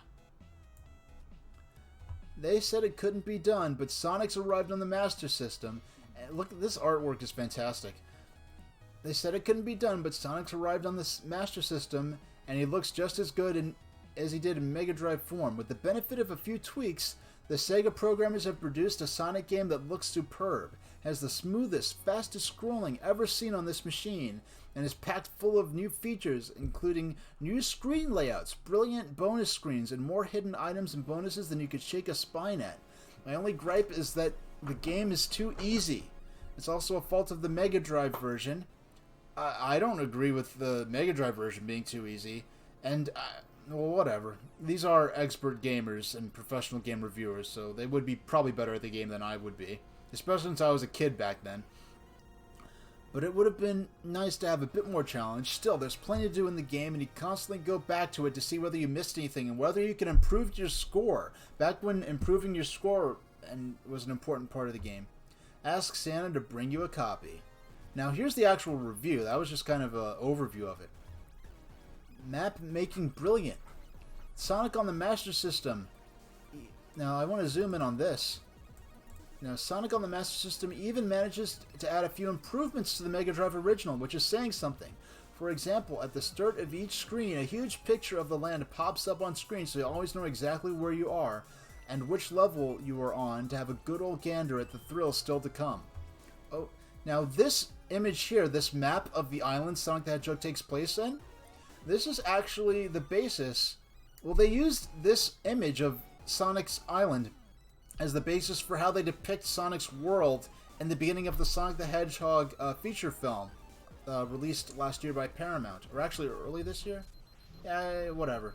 Seems all the time. I'm in COVID time right now, so it kind of blends together. But at the end of each zone, our spiky blue top is confronted by the evil Doctor himself, intent on turning Sonic into Hedgehog pie. It's up to you to guide our hero through these thrills and spills and make it to all the laughs hiding on the next level. Let's scroll over here. Yahoo! Just when you got fed up with your Mega Drive owning mates getting all the good stuff, along comes Sonic with the Master System version with a new style game you won't find anywhere else. This is what Master fans the world over have been waiting for, and what a debut this is for Sonic's favorite superstar. Sonic pelts around the smooth-scrolling screen at a fair old lick, and there's loads to explore throughout this feast of gorgeous sprites, beautifully detailed and colorful backdrops. Sound is a fair enough rendition of the Sonic tunes, but it's in the playability stakes that Sonic really grabs a gold. Even though there aren't that many enemies around, they're fairly easily dusted. There are not that many enemies around, and they're fairly easily dusted. The urge to explore will keep you coming back again and again until you've finally beaten the game. Grab Sonic a quick bit and watch your mates' jaws drop. Even though they've got Mega Drives, I guarantee they'll queue up for a go, and your head will blow up like a balloon, because this is Brill. 90, 80, 95 graphics. Sounds 80%. Playability 94. Lastability 88. Now, I like how it says sounds 80 and 80, because a lot of these computer games that they would have been reviewing, they may not necessarily may have even had any music in them, so they reviewed it in terms of sound rather than music. In about 10 minutes, I'll take a little stretch break and get up for maybe 5 to 10 minutes. But let's computer and video games. Well, let's look at a US magazine. Well, let's look at the N64 reveal. We'll go back to Sonic later because we've done enough Sonic for now. But I want to maybe go back. We'll see how this feels. I want to increase. Excuse me, please. Where's the controls to increase the size? Oh, there we go. That's what I want to see. Now, I remember the lead up to the N64, and some of my friend had a videotape promoting the N64. Let's see if we can make this a tad bigger. Yeah. Now, we're risking drowning me out here. You never knew there were so many differences between the Genesis and the Master System Sonic games. Now, if you want to look, I do play... I don't know if you've seen, I do have my VODs archived on YouTube. These are otherwise unlisted videos. You can look at some of my playthroughs of the Master System and the Game Gear Sonic games if you want to take a look, if you haven't seen it before, it's at what the 8-bit Sonic games were like. Now, I never looked at the magazine coverage leading up to the N64 launch, and I just glanced at this before, and I was really kind of shocked at looking at the N64 stuff and then seeing all the Super NES and oh, take a break. That's Brill. Hey Azurest, it's 11:30. You know, I hope you're not up. You know, don't stay up too late. But it's great to see you up. I'm really flattered to see you up. Just don't stay up too late and mess up your sleep schedule, because I care a lot about your health and well-being. And that goes for all of you out there. If you have work tomorrow and you need to get to bed, hey, I feel you. You know, don't feel obligated. There's always the VODs. you know, but just looking now in the screenshot, we're seeing a screenshot here of Mario 64. This is screenshots of, you know, some of the stuff that's been now restored thanks to these Nintendo leaks.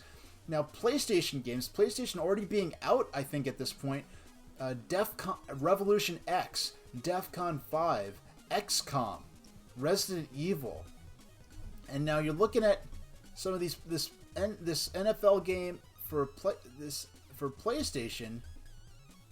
These PlayStation games already being advertised, but then you have Super Nintendo games, and it's easy to. It was kind of a surprise for me because I wasn't playing home consoles really in the Super Nintendo and Genesis era. I knew of them, and but it's kind of easy to look back and forget that, you know, the PlayStation and N64 era had a significant overlap with the PlayStation and N64 and Saturn era.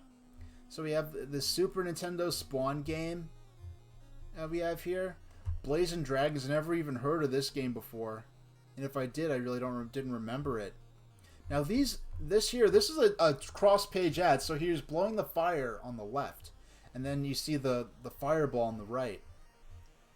So check out our exclusive coverage starting on page 74 of Ultra 64. The long-awaited Ultra 64 is no longer vaporware. Now, for the first time, Nintendo... Now, it's easy to forget now. There had been a lot of hype. I mean, Nintendo was talking about the partnerships that led to the N64 as early as, I believe, 91 or 92. So even in the prime of the Super NES era, there was already hype going on for the Nintendo 64. This is back when it was still called the Ultra 64. We're gonna go. I'm gonna skip to page. We're gonna start to where the Ultra 64 coverage starts because we played. Look at this. Now we played Mario 64.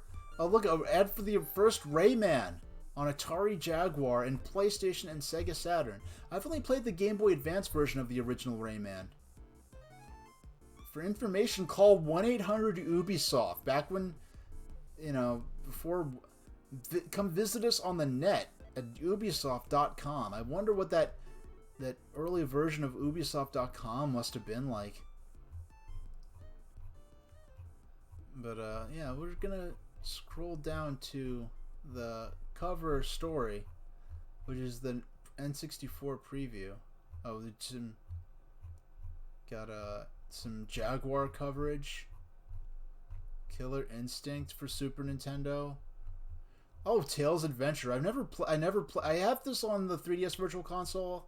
I didn't really play much of it. I wasn't quite feeling it, but I know I didn't give it really much of a fair shot either. This is Geom Cube, aka Tetris Please Don't Sue Us. I mean, the Tetris, they can't own the rights to these 4-piece figures quite, but they really are flirting with getting sued by the whoever owned the rights to Tetris at this time. I don't think the Tetris company, as we know it today, existed yet. But Beavis and Butthead. Okay, let's skip down to the. Back when Gex was. Well, Sega Saturn and PlayStation. I know originally I think the first version was on 3DO. I kind of thought of Gex as being for 3DO. Where's the music? Do I need to restart the music?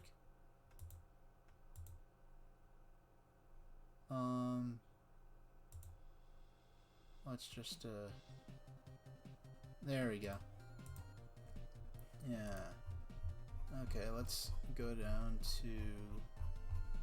Gotta give it time to load and figure out... Look at this. Look at these ads. Loaded. I didn't even remember this game or remember hearing about it.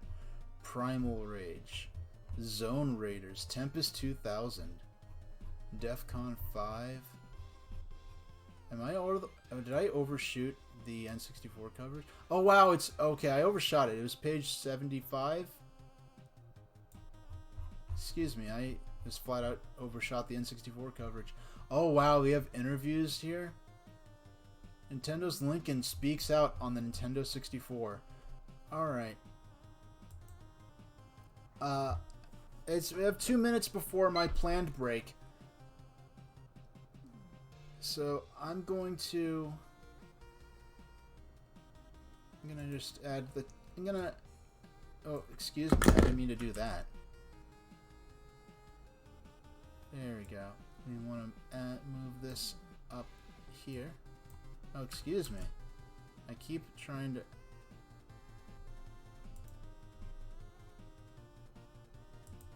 There we go. Let's see. I'm just trying. All I have to do is move.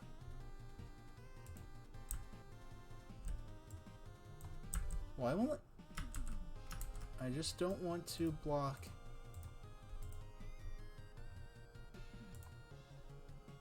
Oh, I locked it in place. That's why.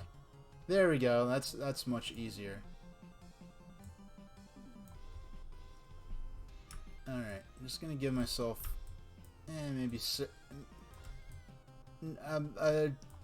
I'll give myself 7 minutes. It shouldn't probably take that long, but so I'll be back in a minute.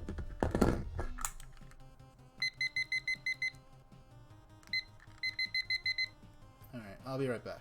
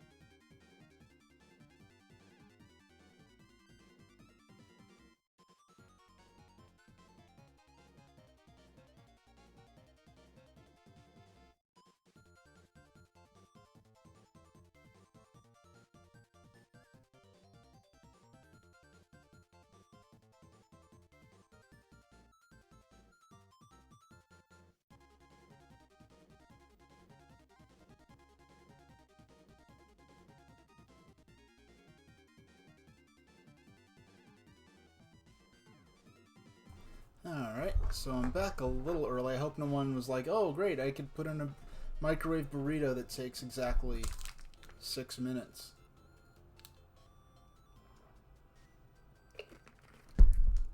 Alright. So, actually I'm going to need to, because my mother raised me well, moisturize my lips.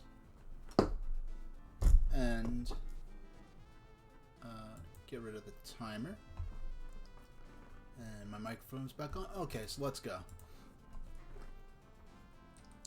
Now, Nintendo's Lincoln speaks out on the Ultra 64. Nintendo 64 is unveiled in Japan, and more questions are raised than answers. Nintendo is waiting until April 21st to bring the system out in Japan to allow for more time to finish launch games. I think they ended up delaying it a little bit in Japan. I'm not sure. Okay.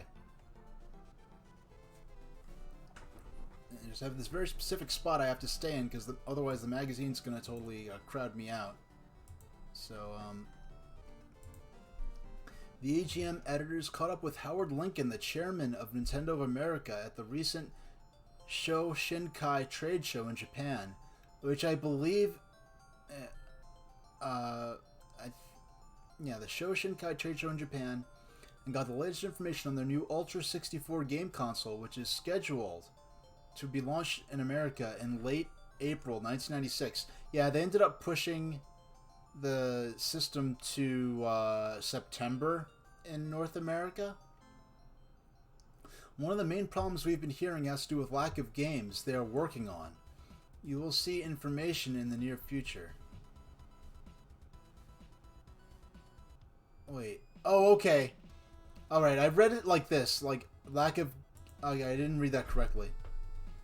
One of the main problems we have been hearing has to do with lack of information being released about the Ultra 64, its games, and the games of the Dream Team. Wait. I'm not sure... Hold on, let me... What is the format of this? Lack of... Alright. 74... I'm not sure what the... Okay, I see what's going on here. The way this PDF is arranged, it was hard to distinguish the end of the page. Okay. What will be changing now that the system has been officially launched? Lincoln. We have very strong confidentiality agreements with the Dream Team members. That has to do principally with the specifications of this technology. In terms of the type of games they are working on, you will see more information in the near future. Yeah, they really, Tundex, they really struggled to try to squeeze in all these photos and these insets. Look at this. I think that's Yamauchi there, and above him is the Virtual Boy logo. Back when this is still relevant at the time, pretty much. You will see. Okay, so you will see more information in the near future. And EGM says, but there is an embargo on information until the Sho Shinkai trade show. We didn't want them to get ahead of us prior to the show, but hereafter, if you want to show something, that's fine. Oh, excuse me. The fact that Lincoln's comments are not bolded, so I keep reading. Okay. I didn't think this would be so complicated. Okay. Why wasn't the Ultra 64... Why wasn't the Ultra named used in Japan? Lincoln, I think there were some trademark issues. Yeah, because... Ultra... No, Konami was releasing games under the dummy label Ultra Games to get around Nintendo's game publishing limits. And because of that, I think they ended up having to change the Ultra Ultra 64 name in the US to Nintendo 64. No. There have been rumors that the Nintendo 64 wasn't launched in Japan this month because of the release of Dragon Quest VI. Lincoln. I don't think it had any direct relationship, but it's a very strong title for the Japanese market. Yoshiteru Yamauchi was being very candid when he said he was waiting until April 21st because his people need a bit more time to finish the launch games to a level that they are satisfied with. Mr. Miyamoto also has huge influence on launch dates in the sense that he wants to put more into Super Mario 64. We don't want to rush introductions because of the retailers, media, or financial analysts would say we should. Yamauchi's, which is not spelled how it's typically spelled these days. Yamauchi's answer is that we don't have to do anything other than protect our shareholders. What's it like to go on... Okay, this is just a coverage of them landing in Japan here. EGM, are you still on track with the $250 launch price? Lincoln, the hardware is going to be under $250 in the US. I don't know whether we'll pack in software or not. There are no plans to launch at $200 price. We will not sell the hardware less than cost. And that, I know they actually did launch the Nintendo 64 at $200, which unadjusted for inflation is the same price they launched the Super Nintendo at and the same price they would later launch the GameCube at. And because of that, a lot of people were assuming they would launch the Wii at $200, and a lot of people, when they launched the Wii at $250, people were saying, like, there's no way this is going to take off at $250, they're overcharging, it has to be $200, because Nintendo, since '91, had been launching systems at $200 in North America, unadjusted. Will there be a hardware lockout chip? There was no hardware lockout chip, but they did use a physical lockout with the dust cover. So if you remove the dust cover, you could play Japanese games. We're shooting for a hardware system that is essentially the same worldwide. In terms of compatibility, we have not made a final decision, but if the past is a guide, we will be very proactive against counterfeiters. He's not asking about. They're not really asking about counterfeiters. They're asking about international game compatibility. All the hype was that there would be 100 systems and 10 games here at the show. What happened? Lincoln. The games we have in the queue are in various stages of development. Mario was the furthest along development, and it's easier for people to see how Mario operates in real-time 3D. Yamauchi did not want the press and insiders to play 5 to 10 games in various stages of development and leave the Mario game fully unexploited.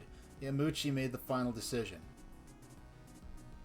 Some games were notably absent, like Cruisin' USA. Why? Lincoln. Mario Kart was further along in development, so we showed that. Cruisin' will be available at launch along with 2 more games, and we know that's not going to be true. I don't know if those games were launch window. I believe they Cruisin' and Pilot Wings were in launch. Cruisin', Mario 64, Pilot Wings, those were all in launch window. But as far as launch day, I believe the launch games were Mario 64 and Pilot Wings in Japan.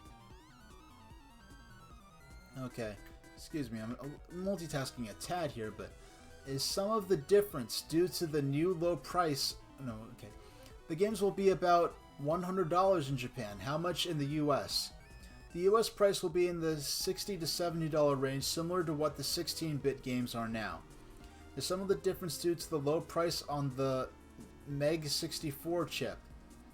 Lincoln, I can't go into the technological reasons as to why our 64 meg cart will be cheaper than our present 32 meg games, but it will. EGM, will all games be 64 meg? Lincoln, that's the starting point. They can go as high as 256 meg. When will the magnetic optical drive come out? The magnetic optical drive. That's kind of an oxymoron. They're kind of asking. They meant to ask when will the magnetic disk drive come out, the 64DD, and they were really pushing the 64DD as a major component of the Nintendo 64 from the very beginning.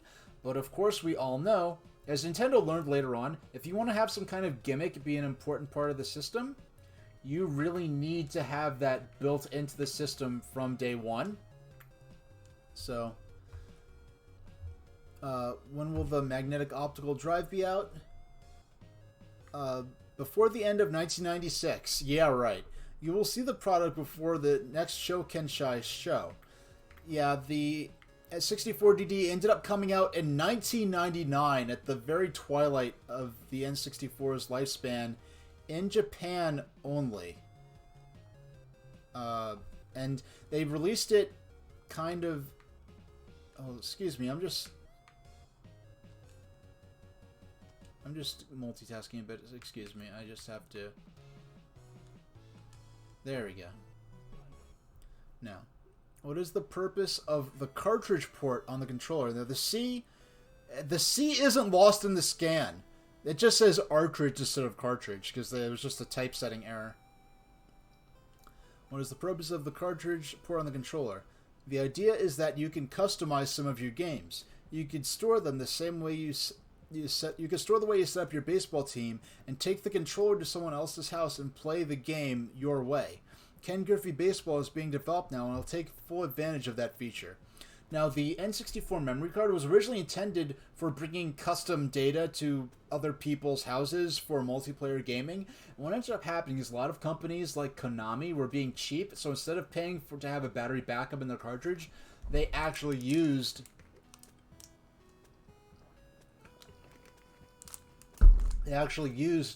the memory pack, as it was called, or the controller pack is what it was called. They actually used that to save the games as a memory card in the same way you would with a PlayStation game.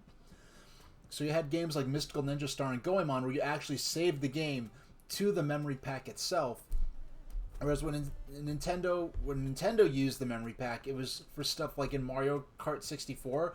You could save your ghost data and your time trial data to the memory pack and use it on another player's system when you're playing multiplayer and stuff like that. Alright. Who do you consider to be a competitor? Lincoln. One of the things we're not going to do is trash our competitors. Do we have more concern over one than another? No, not really. You tend to see the business that competitors go up and down. It has more to do with quality of games than anything else. And Nintendo was kind of right to make this call, because I would probably, I mean, even by this point, you could probably say that Sony was really established PlayStation as a system that was going to stick around, because there are so many weird little systems that came and went in the early 90s. And PlayStation very well could have been one of those systems that kind of just fizzled out. But by this point, PlayStation was established pretty well as a system that would be sticking around. But, I mean, Sega was the more obvious competitor that Nintendo would have to deal with, considering how the 16-bit generation went. Now that you've given us information, will Nintendo go back in seclusion the next few months? Lincoln. We have a tendency to do that, as this is the way we've done business in the past. These kind of things have more to do with our capacity to get that information out. You're dealing with the parent company, you're dealing with Japan, the US, the third-party developers. Quite frankly, sometimes it's a lot easier to just wait and give everything out at one time. Okay. What is this? Beer and machines? Yeah, beer vending machines. The first diner is a safe Korean barbecue. Yeah, this is before... Now look at all this stuff. Wow. And it's the first time I've really seen period coverage like this. I'm going to expand this a little bit so it's not cropped off and give squishing myself out of the screen. Okay. The Nintendo Ultra 64 has made its official debut at the Shokunsai show in Japan, and the EGM editors were among the first to try the new system. That's good news. The bad news is the system was locked up in plastic and could only be looked at. In addition, while appearing ready for production, upon closer inspection, we discovered that there was a suspiciously bumped out added section of a plastic of a different color that contained the power supply. See photo. Nah, that can't be the result of the overheating rumor of the past. Yeah, this Nintendo 64 had that big power supply, and this is not the final version we see here. But I think Nintendo is... I think they're speculating here that the power supply extending out of the back of the system was a sign of this not being a final unit, but we knew that actually did end up being the final design.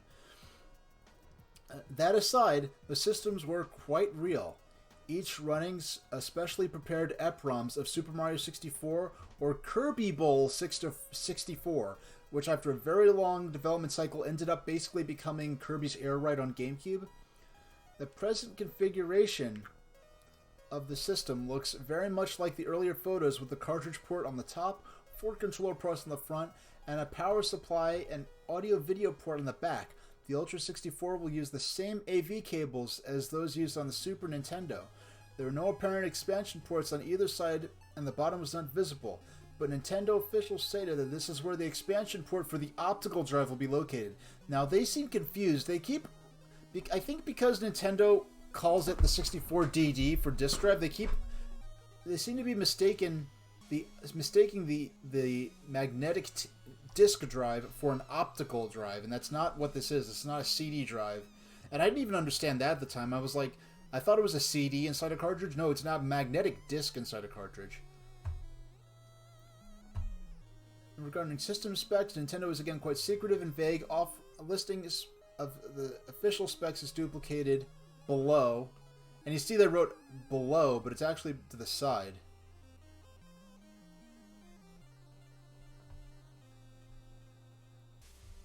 Okay. Nintendo's new controller combines both functionality and ease of use in one stick. Listen, look at this. Look at this coverage. Nintendo's new controller combines both functionality and ease of use in one stick. Whereas nowadays you see, like, you don't see them so much now. You see these ridiculous clickbait articles. It's like oh, worst controllers of all time, and it would show a picture of the N64 controller, and it would say like oh, what was Nintendo thinking? Like, does Nintendo think we have 3 hands? What were they? No, they were trying to design a controller that would work equally well for 2D games that used a D-pad and 3D games that used an analog stick, because at the time they were designing this controller in the thick of the Super Nintendo era, and there was no guarantee that free-roaming 3D games would take off. Okay. And this is not Nintendo's own propaganda. This is a third-party, EGM giving positive coverage to the N64 controller. Now, the joystick mechanism leaves much to be desired, being the first of its kind. But, okay. The Ultra 64 controller is the most revolutionary and easy-to-use stick ever to come out for video games. The Ultra 64 controller is a work of genius. Having tested it out on the 2 games at Shokin Shai, we can only wonder why nobody's thought of this concept before. Offering such features as an analog control and the traditional tried-and-true crosshair digital control, a game-saving memory cartridge slot, and a host of buttons to accommodate any possible use either in 2 or 3-dimensional gameplay, this stick is the game player's dream. Besides the obvious functions that we described in last month's issue, there are a host of new features that Nintendo is holding back as surprises for the show that need additional mention. First, there is the cartridge slot, similar in concept to the memory card on the PlayStation. Nintendo has done one better. With the cart in the controller rather than in the machine, you could be playing a game at home, save the game information to the cart, and later take your controller and memory card to a friend's house, plug it into your friend's machine, and all of your settings are automatically downloaded into your friend's system. Yeah, Tundeck saying the N64 controller was weird but oddly comfortable at the same time. Yeah, I think the main downside of the N64 controller was the joystick, and the fact that not even using it at the time, it's the fact that the mechanism ages so poorly with use that that's a bit of a problem now. Where were we? Now you can play a 2-player game, and each of you will be able to use your own game settings or custom controller configurations. Second, like the Super NES controller, there is a left and right trigger button on the top of the controller. Third, on the underside of the middle arm is a Z third dimension trigger button. Other new features include 3 ways to hold the controller. 3 ways to hold the controller. Really, only 2 were ever used in practice. I don't know if any game ever used the left position with one hand on the right hand on the analog stick, and the left hand on the D-pad. Okay. Holding the controller in the right and middle arms allows for the best control in 3D games. Using the left and center arms offers the best features for right-handed players, and holding the right and left arms provides control found on the standard Super NES controls. The 4 yellow buttons, called the C group, also serves as the control that changes your perspective and view of the game. And Ken Griffey 64 Baseball, it will allow for separate movement of the fielders independent of the team. Lastly, like the new Game Boys, Nintendo must have had a lot of yellow plastic left over. The controllers will come in black, red, yellow, purple, blue, green, or gray. It should be noted that the US office is seriously considering this option also. Oh, okay. I guess they didn't have a guarantee. Okay, Mario 64.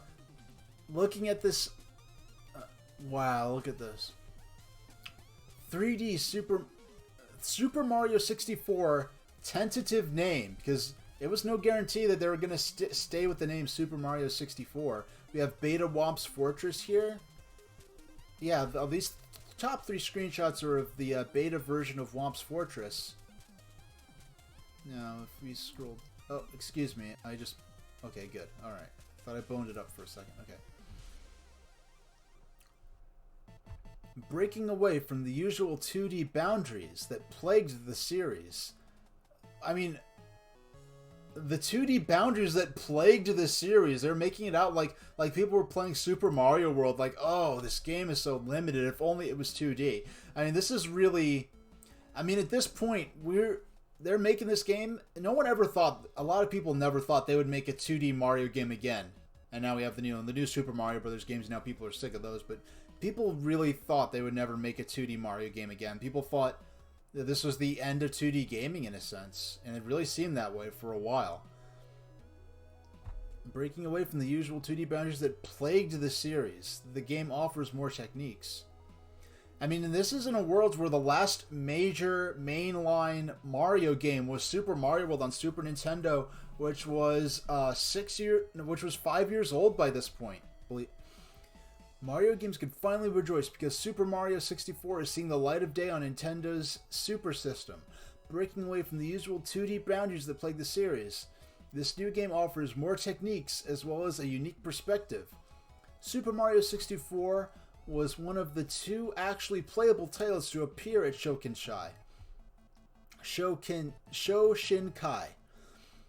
Mario can use his usual complement of moves, running and jumping. Now he could couple them with climbing and grabbing onto enemies. If you get shot out of a cannon, you could even fly. It is possible to look up and down. You could use this trick to see what the underside of a thwomp block looks like. This game also gives our favorite plumber new animations which result in more comical reactions. There is one humorous action in which Mario burns his rump by some fireballs. I understand what they're trying to say, but it's weird how they worded it. Okay. Mario then grabs his butt and flies upward in agony while at the same time crossing the chasm. Like the previous Mario adventures, there are many themed zones ranging from the Rocky Mountains to Ice World. Each zone has new challenges. There's even a bonus level where Mario goes down a slide collecting coins. You could use the 3D stick to accelerate and slow down, not to mention turn. Oh, a slice of rich chocolate cake while watching your stream. Are you trying to sell me on this cake? Are you about to, like, you know, send a link to, like, you know, some site where I could have someone come and deliver it for me? You're really selling the cake right now. All I have is my Gatorade and my water here, but hey, I do it all for you guys.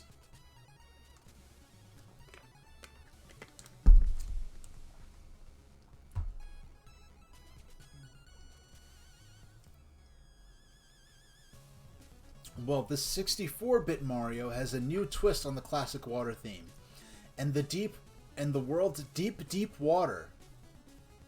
Was Dire Dire Ducks called Deep Water? That's okay. Mario has only a limited supply of oxygen. Yup, he no longer has an unlimited supply of air. You have to surface, all while dodging sharks. By taking a look at the pictures on this page, you can... this is before video, you know, you had to rely on these screenshots. These are all you had. By taking a look at the pictures on this page, you can easily tell that this is an adventure like no other. The new perspective coupled with all new play elements has instantly made this the ultimate Mario adventure. The visuals and sound are top-notch, with the graphics comprised of texture-mapped polygons.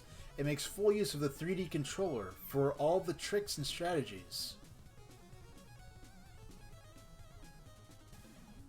Okay. Oh, look at this. I've seen the power meter that has, like, the arrow that goes, like, around. It's like a clock-like interface. This interface here, we have this power meter. Here it says power written out. And this other screenshot, it says POW. Huh. But it has wedges, like... Okay. Be sure to check out future issues when we blow out this game to its fullest. Super Mario 64 is a huge title with many elements never before seen in a Mario game, with loads of special effects and pyrotechnics.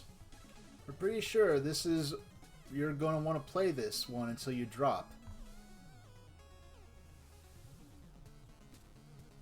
Oh, look, in the upper left of this quad and here, that looks like a screenshot from one of the areas that just leaked, a few weeks ago of, this Mario 64 beta area.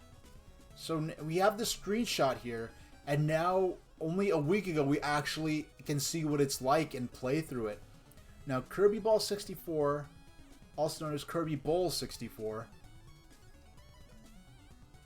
Now, we've never even got a proper 3D Kirby game, but this is what eventually became Kirby's Air Ride on the GameCube.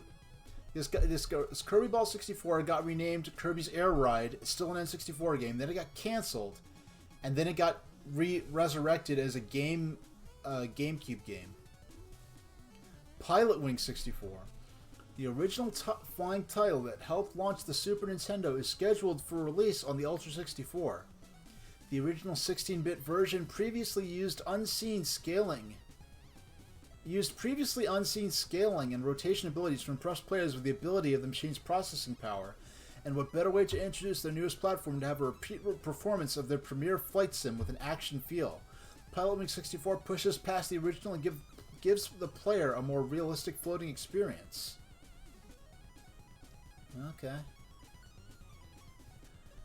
Yeah, there was a prototype for a 3D Kirby game that screenshots were shown in an Iwata Asks interview, and we've never got a 3D Kirby or a Yoshi game. Now, wow, GoldenEye 007. I never realized that GoldenEye was being shown off this early on. Wow. For fans of the James Bond saga, the Ultra 64 will enable you to take the place of the famous 007, risking your life while working covert for British intelligence. GoldenEye is I don't even know if the GoldenEye movie was out yet. GoldenEye is a first-person game where you're in search of the unknown party who is in control of GoldenEye, the satellite that is capable of rendering any computer system inoperable from orbit. Star Fox 64. I mean, it's easy. Okay, we'll save Zelda for a minute. I saw Zelda down there.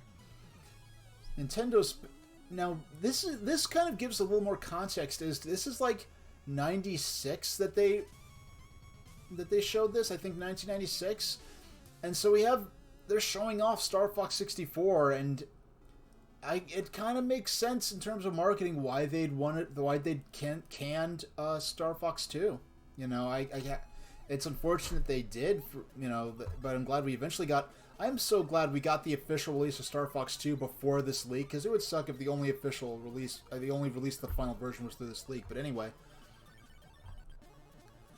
Nintendo's spectacular FX chip game that wowed players in the Super NES has a sequel. There was a 16-bit sequel, but it got scrapped in favor of this one. That will blow you away. This cart has smooth scrolling texture map polygons and all new levels teeming with fast-paced shooter action. Star Fox 64 offers players two separate viewpoints, one from inside the ship and one from behind it.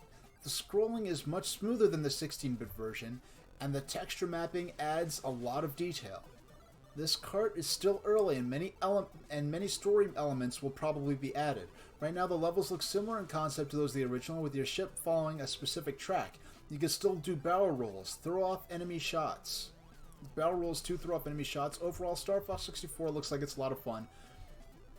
The Legend of Zelda 64. Here we have these beta screenshots of this early... These are the earliest screenshots of Zelda. We have video of this tech demo here. One sequel everyone's been dying is an update to Zelda. Well, here it is. The Legend of Zelda 64 is an adventure that uses polygon characters to bring the realm of Hyrule alive. This game was extremely early, but if these shots are real time and not cinemas, the game will be awesome. I mean, the actual game ended up blowing these screenshots away in terms of the graphics. In any case, The Legend of Zelda 64 looks impressive. There are a few cool visual effects, like sparks that fly when Link hits an enemy with his sword. The storyline is still up in the air as Nintendo's not talking. However, they have up their sleeve, you can bet that it'll generate the same excitement as the original game. Blast Dozer. This ended up becoming Blastcore. Star Wars Shadows of the Empire. With the home movie release of the Star Wars trilogy, Nintendo thought it proper to give the U64 users the chance to climb into the cockpit of the snowspeeder and defend the rebel base from the Imperial walkers. Battling in an Arctic city, you and your comrades will... Wow, all they showed at this point was the Hoth battle concept. Rave Race 64, Body Harvest, Creator. This is a 64DD game, I think. Yeah. Yeah, alright. Super Mario Kart R. Well, look at this. Okay. Nintendo's whipped up a sequel to another one of their classics, Mario Kart. Players are treated to a whole new series of tracks, a few new faces, and a load of cool extras. New courses? Certainly. Super Mario Kart R has levels based on themes similar to the original, like the Ghost House. The effects of the N64 have lent this game some new features that really rugged courses that are filled with jumps. The scaling is smoother and the characters aren't quite as pixelated. Possibly the best addition to this game is a 4-player simultaneous mode where the screen is divided into 4 separate sections. Slowdown? Nope, none of that was there. Super Mario Kart features some new characters like Wario and someone who looks very much like the little Koopa sorcerer. Yeah, the Koopa, Magic Koopa was originally a,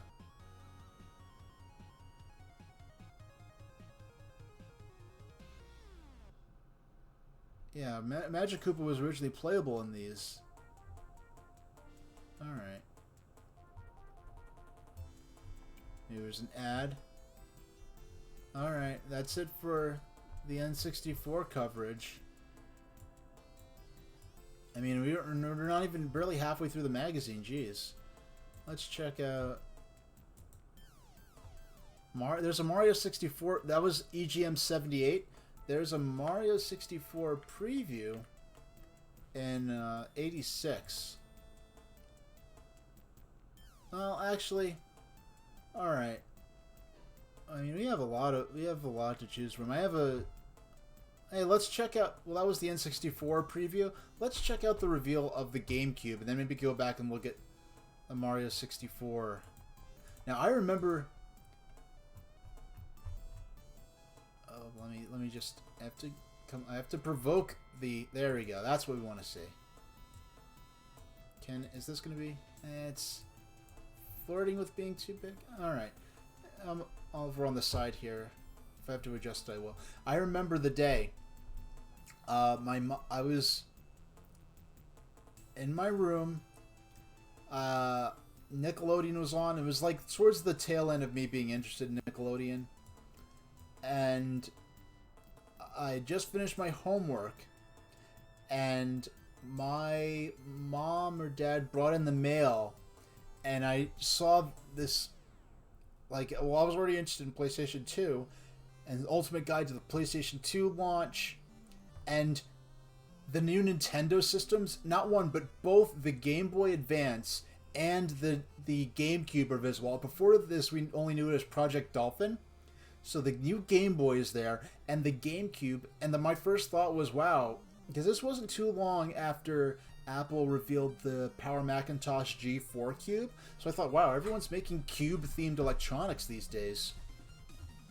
So, here's an ad for Kessen on PlayStation 2. Some of the effect of these full-page spreads. The best of times. We're breaking fresh coverage on no less than 4 new consoles. Man.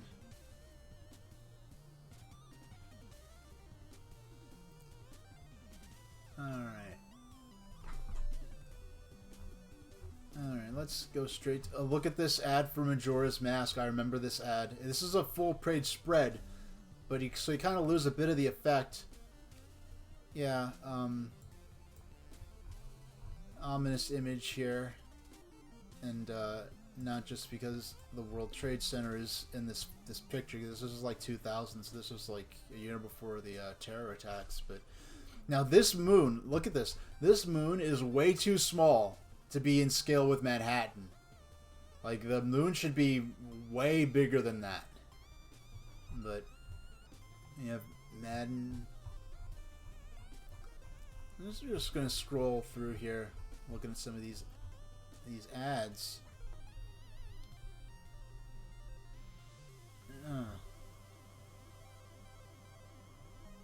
Okay, I have to read this. Emasculation, machine guns, and Pokemon. This is an open-ended letter to those who hate Pokemon. I'm a brave man. I'm also a big man. I'm proud to say I've caught 110 Pokemon, and I will have caught the rest for October. I am 18 years old and engaged. I also study weapons in general with a particular fascination in machine guns. While not that many, but more than most, I have fired over a dozen machine guns, including 2 versions of everyone's favorite, the MP5. I also work on my car because it's cheaper and any real man can do it. Not to say that women can't. I don't want to open that can of worms. The point of all this is such. Pokemon fans aren't just little kids. Your boss might be one, your teacher might be one, and if you're one, stand up proud and shout it from the rooftop. Pokemon is not just a simple game. It's an RPG in the truest sense of the word. It's entertaining on many levels. You know, of those who hate Pokemon, how many bred so you got the golden chocobo in FF7? I thought so. A wise man once said, only a fool hates the things he knows nothing about. If you're so afraid of a little cartoon rat, maybe you should be emasculated. That is all. Jimmy Reed. So that was a fun little read. Oh, look at this. Monster Party. I remember. I'm going to read this because I remember this. And now, Monster Parties Out of Control. By any chance, is Crispin's Monster Parties a sequel or related in any way to the NES, to the Monster Party 8-bit title? Wow, they actually just post these people's email addresses in the magazine. And yeah, they just flat out post these people's email addresses. That would never fly nowadays. The game Monster Parties you created with the help of RPG Maker is a ripoff of the classic NES game by the name.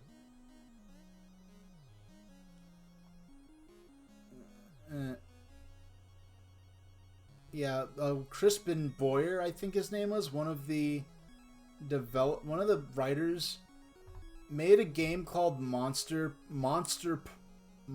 Parties. And it coincidentally sounded similar to Monster Party, and people were accusing him of ripping it off. And mind you, this is before the internet exists in the way you do now. You can't just type in Monster Party and get the results like you can. Now look at this. You have PS2 launch coverage. Sometime, oh here we go. Sometime after maybe I play some PS2 games on stream, maybe we'll go back and look at some of that coverage. But new hardware isn't unveiled often. New hardware isn't unveiled often, and when 2 new systems debut on the same day, it's something to shout about. That is exactly what Nintendo did when they fulfilled every gamer's dream twice over at Space World 2000, held August 25th through 27th, and I'm gonna try to say it, in Chiba, Japan. Yeah, and this was really the beginning of Nintendo systems, because there was Game Boy, which lasted through like the NES, the Super NES, the N64 era. It was with the Game Boy and GameCube that Nintendo really started to have this parity between where they would refresh their handheld and their home console at about the same time, and the design would often sort of, like the Game Boy Advance and GameCube, they were released same year, kind of same period, kind of had similar, themes, so to speak. They had the connectivity. Then DS and Wii had this innovation theme. And aesthetically, the DS Lite looked just like the Wii.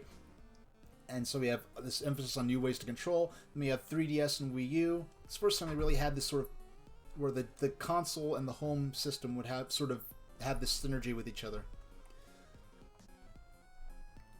Okay, Nintendo unveiled their next generation portable, Game Boy Advance, and only during that private showing, Nintendo finally uncovered its next generation home console, known previously as Dolphin or Star Cube, now known as GameCube. Game Boy grows up. Nintendo Corporation Limited. And Nintendo Corporation Limited, it's interesting they're saying Nintendo Corporation Limited rather than Nintendo of Japan, because a lot of people casually refer to NCL as Nintendo of Japan, but more properly it is Nintendo Corporation Limited, or NCL you'll see sometimes, whereas NOJ is really kind of incorrect because there's no Nintendo of Japan, like Nintendo of America, Nintendo of Europe, Nintendo of Russia. Those are satellite companies of Nintendo, whereas Nintendo Corporation Limited is the parent company in Japan. Yeah, back when everyone had an AOL email. Back when AOL was the internet is. Nintendo Corporation Limited Executive Vice President Atsushi Asada took the stage and introduced the crowd to the next level of Game Boy hardware, pulling a Game Boy Advance from his shirt pocket. Nintendo plans to release it in Japan on March 21st, 2001 for 98,000 yen, about $90 US. 1 million Game Boy Advance hardware units are scheduled to be shipped between the launch date and the end of March, along with 10 games, although specific titles were not announced. Mario Advance was not announced at this point, if I remember correctly. Game Boy Advance will ship to the US and Europe in July 2001 for an unspecified price tag, likely close to the sub-100 price of the Japanese system. Now, this is the first time I'm really reading this article since 2001 or 2. I believe I still have this magazine buried away somewhere, but but it might be in storage. I don't know. But this is the first time I'm really reading through this. It's 2002. Because when I was culling my magazines for space, this was one of the ones I definitely saved, but I haven't read this since the system came out, I'm sure. The game system is simple, yet complete, and since the Game Boy Advance has combined the strengths of Super NES and Game Boy, Asada told the crowd, evolving into the ultimate game machine. So why do we have to wait until next year for Game Boy Advance? It's all a matter of the continued popularity of the Game Boy Color. The manufacturing capacity of 1.5 million Game Boy Colors a month will be increased to 2.5 million in December, but the number of Game Boy Color sales never seems to slow down, Asada told the crowd. Shortages of Game Boy Color hardware, especially in Europe, seem to continue. If the release of Game Boy Advance was to be in this calendar year, a sufficient number could not be made at its launch due to a shortage of materials, gleaming the Cube. For the unveiling of the Cube, Nintendo employed the help of 2 rogue magicians who presented an empty doorway-sized box, out of which, after a few turns and a few tricks, stepped 5 women with GameCubes in their hands. After much applause, yeah, they really did milk the Game Boy Color. Because if you really look at it, Game Boy Advance came out very rapidly after Game Boy Color. In a sense, looking back, you could almost think of the Game Boy Color as the DSi, or the new 3DS of the Game Boy family, if you will, and not even a proper new system. Though at the time, it really did seem like a next-generation leap. After much applause, yeah, this is how there's video of this online. If you type in Nintendo GameCube reveal or Nintendo Space World 2000, you can find video of this. Okay. Now, Nintendo, yeah, 5 women with GameCubes in their hands, and that's how they revealed what this form the system would take. After much applause, NCL's director, Genyu Takada, took the stage and introduced us to the finer points of the hardware, and to apologize for the problems with N64. Unlike the common philosophy of popularizing hardware using the games and then trying to dominate in their fields, our goal is to create the ultimate hardware for playing games. The origin of the concept for GameCube came from a reflection on ourselves. When we developed the N64, we thought software development for games would naturally become more difficult. This is interpreted as kind of a challenge to developers, but that was not the case. The N64 definitely had far superior capabilities in those days. However, in order to utilize them, special adjustments had to be made, and developers said that it was difficult to work with N64. Okay. Alright, we won't see any near finished games till E3 2001 in Los Angeles. May 17th through 19th. This was back when E3 was held in May. Mario's creator, Shigeru Miyamoto, did step forward to demonstrate some of the nuances of the system's unique controller and to present a short demo titled Mario 128 that was merely a tech demo. If I showed you software today that was earth-shattering, I may regret it if someone else uses the same idea. After all, there is some time before the machine's release. GameCube will be released in Japan in July 2001 with 5 undetermined software titles. Nintendo did not announce a price for the system. Matsushita's own GameCube DVD player, which was rumored cancelled in the Japanese press before once again being reconfirmed by the company, will launch simultaneously. Stateside gamers will experience the system when it launches here in November 2001. In the end, they launched in November 2001. Now, the Matsushita, if you're not aware, Matsushita is basically Panasonic. And throughout this generation, Nintendo had a really close relationship with Panasonic. They would be, a lot of official Nintendo material, when you saw a Nintendo GameCube as part of an entertainment system, it would often be with Panasonic television and speakers, for instance.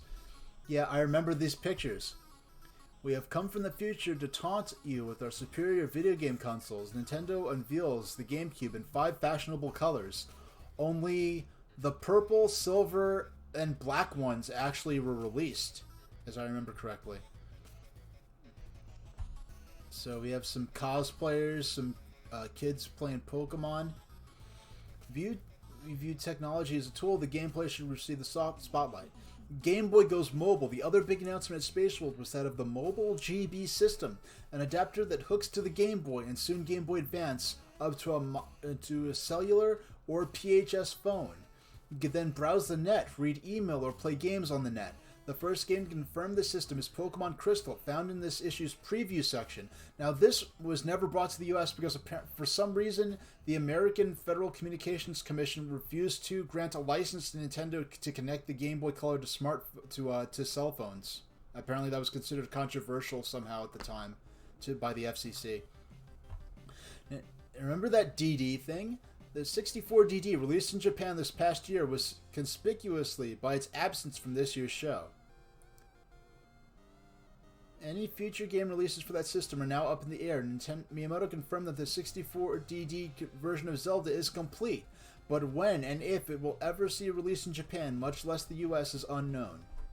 How the GameCube stacks up, here we just have a bunch of specs, and this was really the last Nintendo home console where they were really frank about the system's specs and its horsepower. Now, I'm checking out the Game Boy Advance adapter. You could actually let me take a look at how this looks. Excuse me. Now, I want to, excuse me. There we go. I want to zoom in a bit on this sidebar at the risk of not being able to get the screen aspect ratio right again. Zoom in on that. Okay. Sorry, I have to kind of cover up my broadcast software. Okay. You can use the Game Boy Advance as a private color screen for the GameCube. Just plug it into a controller slot and you're ready to go. One of the uses specifically mentioned in Nintendo's presentation was the ability to use a Game Boy Advance as a separate screen for selecting plays privately in sports games such as football. And I mean, this kind of started here, and Nintendo really sort of leaned on the second screen on a home console idea. Well, you could say they made a whole system around it with DS, but they brought it to the home. They tried to realize this fully with the Wii U, and they really didn't have many ideas. DigiCard. I don't know if they really fell off of calling these DigiCards. At this point, they're calling these DigiCards. There are 2 slots at the front of the machine for digicards. Nintendo's GameCube memory card. It stores 4 megabits of information into a card that's smaller in size than a PlayStation memory card. While there are only 2 digicard slots in the machine, Nintendo says there will be a way to swap them so 4 people can load data. As far as I know, that never really became much of an issue. SD digicard adapter. With this adapter, you could use Panasonic or Matsushita's postage stamp size SD secure digital memory card. Yeah, they never released this memory card adapter for now, and the fact that they're introducing SD cards here as a new idea, and now it's kind of funny seeing it here. This is probably the first time I ever saw the mention of the concept of an SD card, as well as to store. Now, to give you an idea of the increased memory capacity, one 64 megabyte SD card holds about 128 times the data of one standalone digicard. Wow, I mean the memory card 59 was, what was it called? Memory card 51, I think they called it in the end. That's crazy. A 64 digibyte, digibyte. What the heck? I just made up a digibyte. What the frick is a digibyte? Okay, it's 12:30. It's past my normal bedtime. I'm staying up late because I want to do this. I did take some naps in preparation for this though, so I'll be all right. A modem adapter, the infamous modem adapter that was never used. The broadband adapter, which was used for Warp Pipe, used it. Warp Pipe Industries used it. You have your GameCube still, Clackaboy? I have my GameCube that I got back in for Christmas in 2001. Now, digital video out.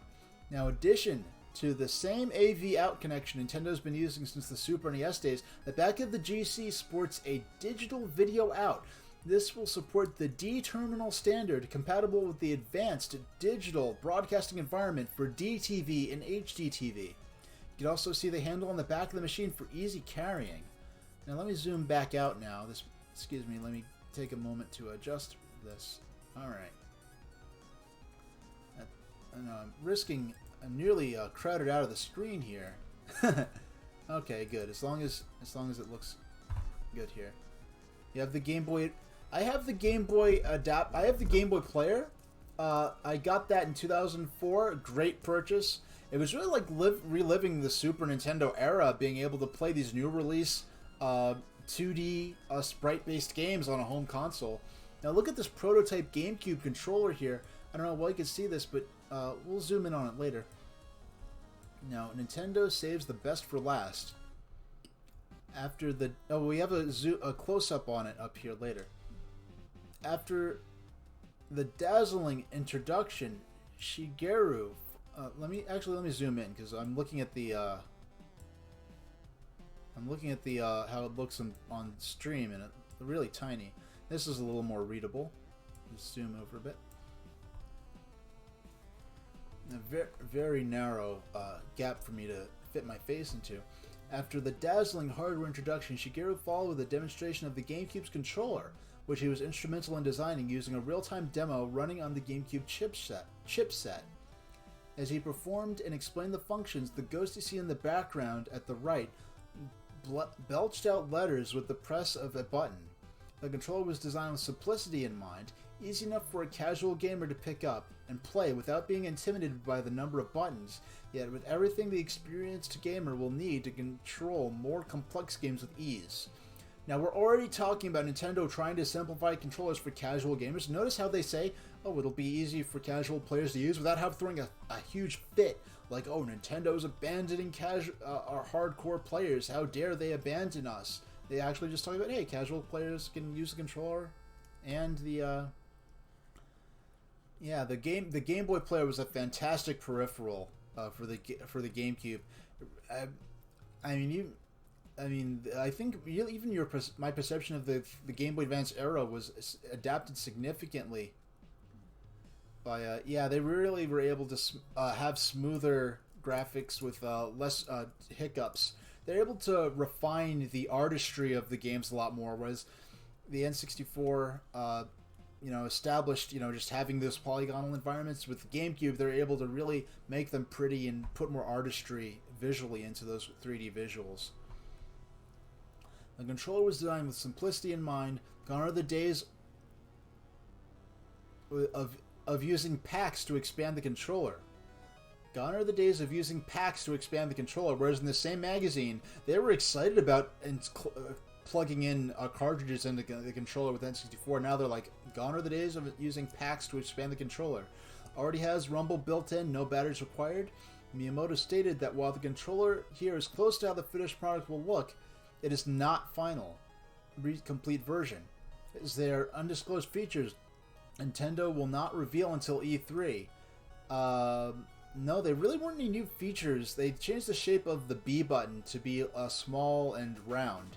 Whereas here it's bean-shaped like the X and Y buttons. Games will come on small proprietary 8cm discs developed in conjunction with Matsushita. The discs hold 1.5 gigabytes of data, and Nintendo believes that this format will eventually become a standard. Well, it certainly didn't. By comparison, you could put a game 190 times the size of Mario 64 on the disc, and it's pocket-sized. Nintendo has employed Matsushita's technology to protect the disc from being copied illegally. The GameCube concept book handed out after the demonstration mentions the possibility that the disc format may be used for future portable game machines. That's something that Sony did that Nintendo didn't. And optical discs on portables really did not take off. You know, Sony tried it with PSP. They got as close as you could by having the disc be inside a cartridge, but it never really took off. Another big chunk of Miyamoto's presentation was how easy GameCube was to develop for. In order to make creating games as easy as possible, Nintendo integrated 1T RAM technology into the main memory and graphics LSI mixed memory, along with a secondary memory cache, and the MPU removes bottlenecks developers ran into with N64. It's interesting seeing how forward Nintendo was with the technical specs of the system compared to how they, even with the Wii, they really stopped even releasing official spec sheets. But, okay. Now, a secondary memory cache and the MPU removes bottlenecks. Nintendo acknowledged, even apologized for how difficult N64 development has been, and GameCube is designed from conception to address these shortcomings. Later, in an interview with EGM, Nintendo of America VP George Harrison, who we will see at later Nintendo events. George Harrison was kind of the Reggie of Nintendo before Reggie came on board. E3 2003, he was the headline presenter alongside Satoru Iwata. Pursuing third parties like Square and Enix. Now, I'm going to leave this here and I'll be right back. So excuse me. This won't be a long break, this will just be a quickie.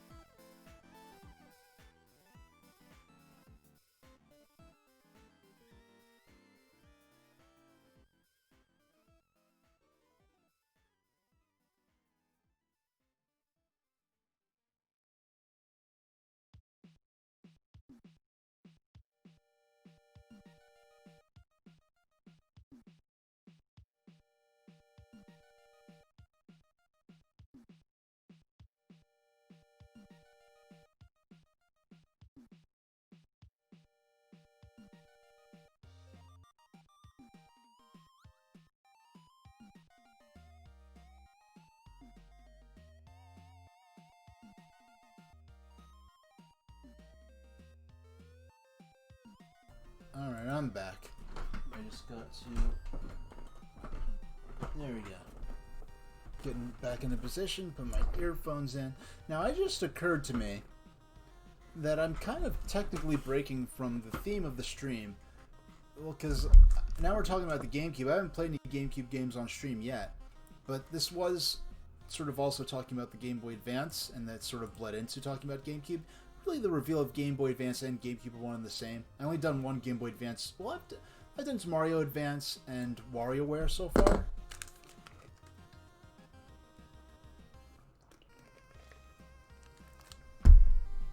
Now, we can see the prototype GameCube controller, and now check this out. The B button is bean-shaped, like the X and Y buttons. They ended up making it round and red. Now the start button has a little... Oh yeah, I've got my GameCube. I want to get one of those digital converters for it. There are Now I was going to use the GameCube also to play my Game Boy and Game Boy Advance games, but now that I have the Analog Pocket pre-ordered and the dock that'll let me plug it into HDMI, I'm going to be using that for my... Well, actually, I don't... Now that I'm thinking of it, I could use my Wii for GameCube stuff now that the Game Boy player isn't something I'm going to really need. Because my GameCube is my childhood GameCube, and it's even a decade ago, it was kind of on the... What's that sound?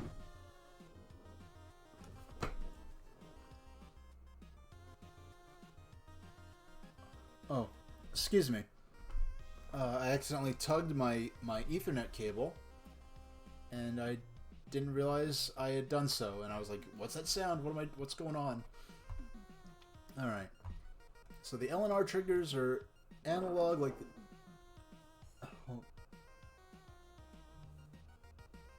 So the analog triggers, the D-pad, the good old D-pad is moved down here, but is still easily accessible for games that'll use it. No, it does not have any analog function. Hold on. I'll be right back. I'm hearing weird noises. I just have to check this out real quick.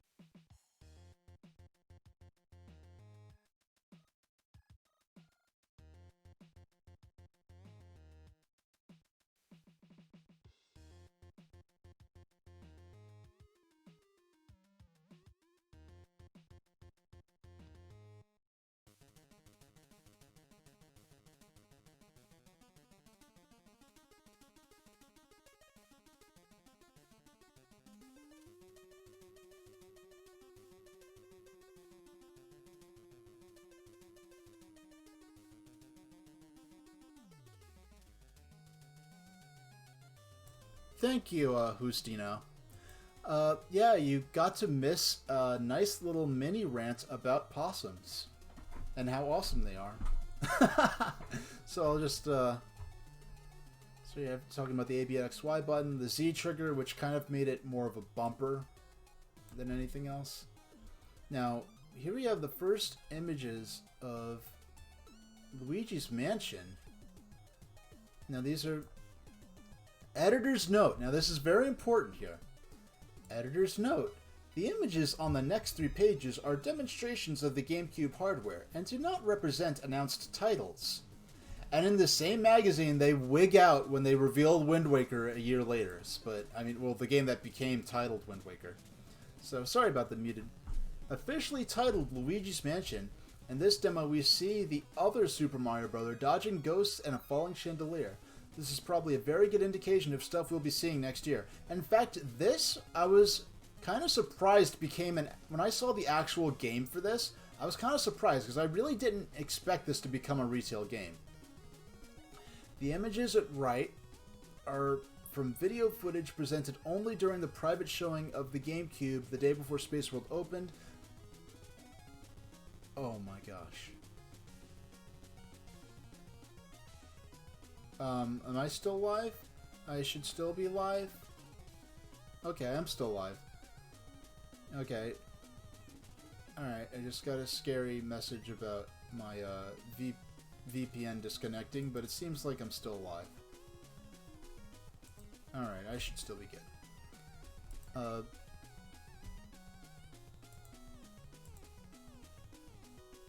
Alright. Yeah, everything in my broadcast software is indicating that I never even disconnected, but I just got a VPN disconnect message. But then the chat says, welcome to the chat, but my live still says, you know, nearly 3 hours and change. So, alright. So, now here we are, the infamous Super Mario 128. Besides Miyamoto's controller demo, the only other live real-time demonstration of the GameCube's power was Super Mario 128. The blocks you see in this picture when viewed from afar were the pixels that made up the original Mario sprite from Super Mario Bros. On the NES. A single Mario, using the exact character model from Mario 64, emerged from underneath one of the blocks as he picked up... I don't know, this looks a little too detailed to be the Mario 64 character model of Mario. I think it's a little upgraded from that at least. So and so on until 128 Marios were on screen together, each acting and rendered independently.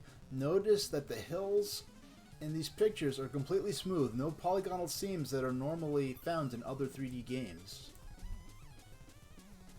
Remember this man? It's none other than Yuji Naka, Sonic Team's fearless leader, scoping out the competition's latest hardware. Or does he have other ideas? I mean, and this was before the death of the Dreamcast, so...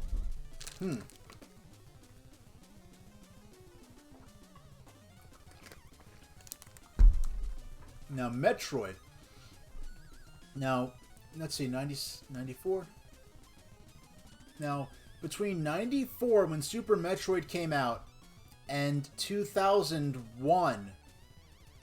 No, it was late 2000 when they revealed the GameCube and Metroid Prime. So, oh my gosh, am I still... Okay, I should still be live right now? I don't know why I'm getting... My VPN keeps disconnecting, so it scares me into thinking I've actually gone dead. But it should still be live, because it says live here.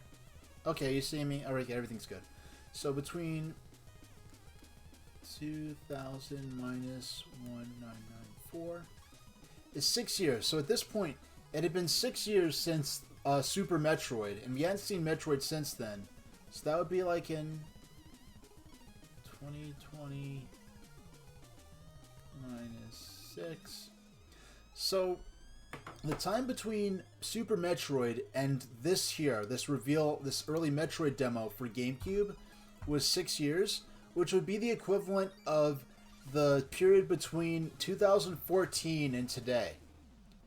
And at that time, and while I was younger, and so the time, you know, they say time just seems to contract as you grow older anyway, but just at the time, it had seemed like a lifetime since they'd been a Metroid game. And I wasn't even into Metroid at the time, so I really didn't even, but even in the industry, it just seemed like forever ago. But here, you know, just the fact that any Metroid, now Meowth's Party, I think this kind of somewhat got incorporated into a minigame or an animation scene in the Pichu Brothers game on Pokemon Channel. A Perfect Dark demo. The Legend of Zelda. Now this is, you know, now you can see this as kind of a logical sequel to the N64 tech demo where Link is fighting a knight. Link, who tosses his shield before the last sequence, and Ganon clash swords in the short battle sequence. My first Metroid was Super Metroid, but I played it and I knew about Metroid since Metroid 2 on Game Boy, because I think it came with, like, I had, like, Kool-Aid, packs of Kool-Aid were coming with Nintendo tip cards, and some of them had tips for Super Metroid on them, so I knew about Metroid since, like, Metroid 2 Return to Samus, but I never played Metroid until, and in the lead up to in the lead up to Metroid Prime, I played Super Metroid on the Super Nintendo. Now, Star Wars could reportedly be used in the next Shadows of the Empire game. Now, this magazine here, this is a magazine, official Dolphin release. Now, this is the Tony Hawk Pro Skater 2 cover story. I remember this magazine because this magazine covered the Japanese release of the PlayStation 2 Xbox, X-Box. It's not even, the official name is just Xbox, no dash. Here they're calling it X-Box. Once in a blue moon, you still see people, oh, your first Metroid was the one on NES. Now, playing that with no player's guide before you could just look up tips on the internet, that must have been tough. If you beat Metroid on the NES, you know, back in the day, that's some hardcore gaming right there. Yeah, Xbox. It's real. Back when the Xbox was just a rumor, the X-Box. Now, Game Boy finally advances. It may not come through clearly on these pages, but the GBA is one tiny game system. Oh, wait till you see the Game Boy Micro. It is about the same size as GBC, held horizontally instead of vertically. Oh yeah, the official Nintendo's Player's Guide to help you? Hey, no shame in that, because, I mean, you had to be the hardest of hardcore to beat a game like Metroid without a manual. You had to be you had to be like Jimmy Woods level, playing Metroid with the connectivity from Prime.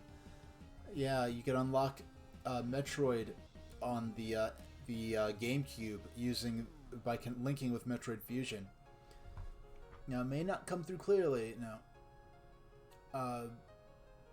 Lower shoulder screen. It has holes on either side of the link cable port are for peripherals to lock on, including lights, magnifying covers, etc. that will be designed for the system later. There is no infrared communications port on the Game Boy Advance. And no backlight, which Nintendo claims is... Okay, now this is cute. I see. And no backlight, which Nintendo claims is to extend battery life. We say look for GBA Lite in a couple of years. They called that. They so called that right there. Alright, let's scroll over a bit. In other words, Nintendo will release a battery pack and charger for the system that gives 10 hours of GBA playtime with a 2-hour charge. The system's graphics are very close to that of the Super NES. Actually, a little better depending on the game.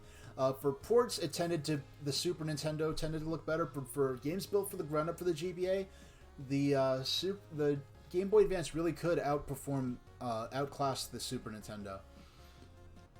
Mario Kart, 16-bit classics like Mario Kart and F-Zero are being developed for the system. Now here we see the 32-bit CPU. This was the last game. The GBA was really the last system I saw Nintendo really use the number of bits to market the system. And it's a 32-bit system, but the performance really is in the range of the Super Nintendo if it had the Super FX chip built in. We didn't get a glimpse of any Game Boy Colors or games running on the system to see how backwards compatibility works. We've heard two different stories. One that regular GBC games are stretched to fit the GBA screen, which seems rather odd, and another that black or colored bars fill the sides of the screen, limiting it to regular GBC revolutions. The answer was both, because I love this silver. I think Hard for Games or someone like that did end up dissecting one of these Game Boy Game Boy Advance prototype units. You have the L and R buttons. Inexplicably, no X and Y face buttons. We have the L and R buttons, the D-pad, the speaker. No. I remember people who were still Game Gear loyalists at this point saying like, aha, Game Gear, Nintendo's copying the Game Gear by having their system horizontal instead of vertical.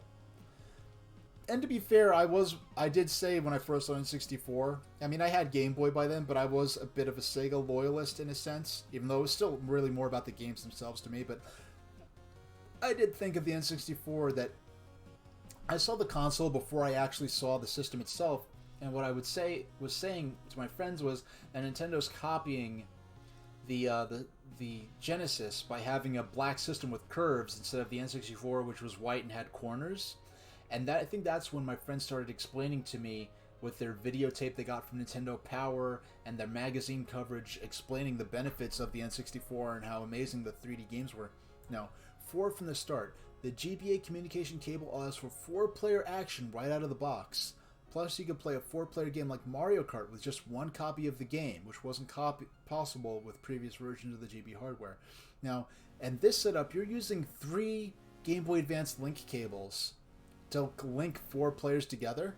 I just got a cable, when I got my Game Boy Advance, there's already a third-party cable out that just had a four-way cable, so you didn't need 3 different cables. Wow, the first screenshots here of Golden Sun. RPG fans who remember the Genesis days and Shining Force series would recognize Camelot's upcoming GBA Golden Sun RPG, 30% complete. Wow, that's back when magazines would have like a completion level in the previews, 30% complete. While it uses sprites and looks 2D, the battles actually employ a cool pseudo 3D effect, and yes, it was a cool effect. Let's see if I can zoom in a bit better. Let's see if I can... Yeah, there we go. That's a little better for you guys. Let's see. Give us more... The music and the music sounded great, and the crisp graphics give us more faith in the GBA. One of the best games on display, and definitely one to look forward to. Yeah, this game, the battle theme, if you've never played the original Golden Sun, fantastic music, especially the battle theme. The battle theme really gets you pumped. And Pete Dorr talks about this a lot. Having a really great battle theme is key. A great game. Oh yeah, Clackaboy, the Golden Sun battle theme reminds you a lot of the battle and the game, PlayStation game Beyond the Beyond. I'm gonna have to check that out now. Mario Kart Advance. We have here somewhere between the original Super Mario Kart and the N64 version in terms of graphics, and identical to both in gameplay. Mario Kart Advance lets 1 to 4 players link up and battle it out in the Mode 7 style racetrack. Easily one of Nintendo's easily the best of Nintendo's GBA titles so far, and still only 50% complete. I wonder where they're getting these percentages from. Now, here, this is one game I took note of when I played this. Oh, excuse me, doggone. There we go. Kururin. Remember that PlayStation game Irritating Stick? No? Well, this game is sort of like that, except you must steer a constantly rotating, clockwise twirling stick through paths without touching the walls. Timing your movements is key, as you'll have to squeeze through some tight spots, touch a wall, and you begin to lose energy. But there are areas in each stage that can take a moment to refill your life. A fun little puzzle game by Nintendo, 60% complete, but nothing that really uses the GBA's power. Now, I remember being interested in this game, thinking it looked interesting, and thought it looked cool, but also thinking, like, for a 32-bit system, I expect something more like Mario Kart Advance and more like Golden Sun. And for 32-bit, I really expected games even more ambitious than that. Something like what we'd see with Monkey Ball Jr., where it was polygonal 3D, or Crazy Taxi Catch Ride. But those came a little later. Those came a couple years into the Game Boy Advance's lifespan. But really, we would get a lot of just 2D Super Nintendo-style games, not really anything pushing the horsepower of what the system could have offered, potentially. Now, this game, I was really kind of disappointed. This game never came out in North America. It did come out in Europe, and that European release was released on the Wii U Virtual Console of Kururin. And I have that game on the Wii U Virtual Console. We will be playing it on stream at some point. I've seen Pete Dorr play Kururin Squash on the GameCube, but I never played any of the games of the series. I never even really seen the Game Boy Advance game. Now, is this Game Boy Color stuff? No, this is Game Boy Advance stuff. Sorry, the game graphics are trying to look realistic in a way that kind of leads to it looking fuzzy. You have a real-time strategy game based on Napoleon. Now Castlevania Circle of the Moon, that was infamously a game that was so dark that it was hard to see on the backlit Game Boy Advance, to the point where they actually changed the art style to look a little more colorful.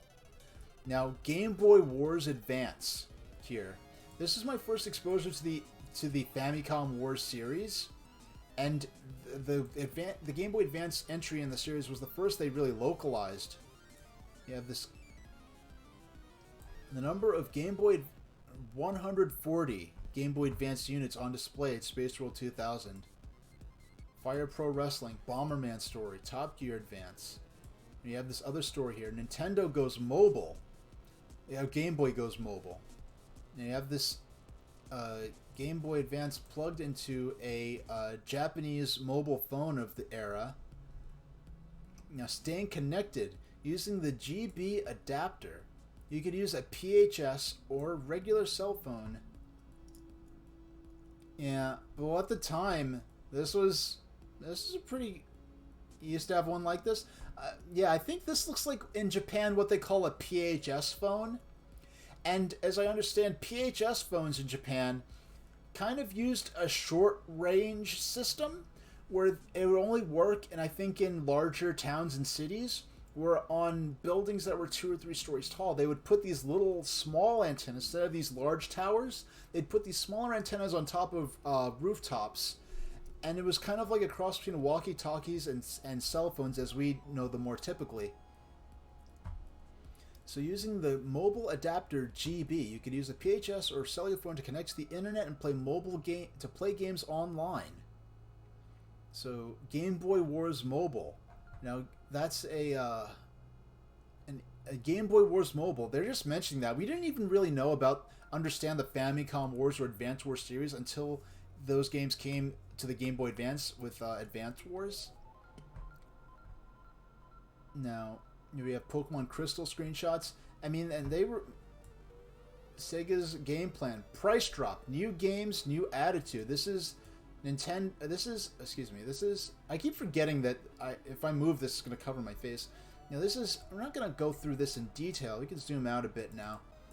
But this is Sega trying to move to salvage the Dreamcast. Xbox secures developers. Yeah, this didn't end up working out for Sega, but they really did colors, the Wonder Swan color. Just look through yeah, let's look through one more magazine and then we'll switch to Mario Party 2 and we'll just do a quick session of that. Now let's look at if I pull up, yeah, I'm pulling up the Game Pro that has Sonic for the Game Gear. We'll just skip straight to that. We won't really browse through that. We'll just do a couple more magazines. I'll just blow that up a bit. Now let's go to... Yeah, there we go. Let's find Sonic the Hedgehog for Game Gear. And looking at that early preview coverage of the Game Gear in the EGM, I kind of forgot Sonic wasn't there day one for Game Gear. It's easy to forget. I mean, it's more obvious with the Genesis. Super NES 189. What year is this? That's a good sale because I think the Super NES is standard price. Electronics Boutique, the NES for $189. They're still selling the action set NES for $97. Used to have one like that. Yeah. Oh, that's it. You're saying about the Game Boy, $87 back then. But for $189, that's $10 off the MSRP for the Super Nintendo, which is not a bad price. Let's keep going. Let's not get hung up. Let's go straight to Sonic. I mean, we can keep doing these magazine streams every once in a while, because this is a lot of fun for me, at least. Maybe in the future, maybe I'll set it up so we can look at a particular We could look at magazine coverage of a particular game during the same stream that we play it, maybe for the first time. Oh, come on. Where's... Okay, here we go. Sonic the Hedgehog. Oh, wait. This is for... Okay. Here we go. Let's blow this up a bit. They really didn't do a lot to draw attention to it. These tiny little screens. Okay. I think the British magazine did a better job. Now, that was the British one we read earlier was a review of the Master System version. This is a review of the Game Gear one. Hot on the heels of the monstrously popular Sonic the Hedgehog for the Genesis and the Master System. Now, that's interesting. Genesis and Master System. Now, they may have maybe had more access to the Master System version, since they're a major magazine, by rigor mortis. Yeah, that's like one of those joke reviewers. Like, EGM had Sushi X, and here we have this zombie called Rigor Mortis. Alright. So I don't think we quite know. You're enjoying this. You feel like you're in college and you're the instructor showing all these slides on large projection. Oh gosh. Alright. Fast on the heels of the monstrously popular Sonic the Hedgehog for the Genesis and Master System. So yeah, the Master System version of Sonic did not get a wide release in North America, and this is a North American magazine. As everyone's Speedy Rodent returns on an adventure that's almost a pixel-perfect replica of the Master System version, and plays just as fast and furious as the 16-bit version. So they really are... Suddenly Sonic. And let this music be a hint as to which game I may be playing off-stream for a Let's Play on YouTube. If you're familiar with this track. Now, we return to Planet Mobius, where back when Mobius, the concept of Planet Mobius was still canon.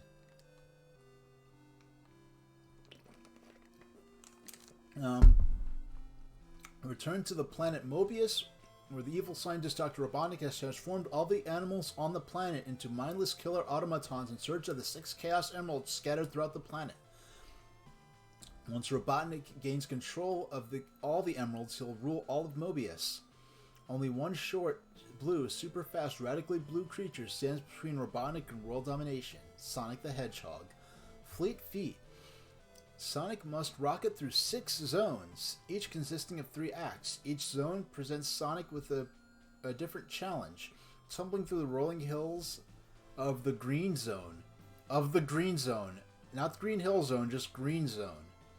Which I think has some kind of political... It has something to do with... I think there's a place in Iraq called the Green Zone or something? I don't know.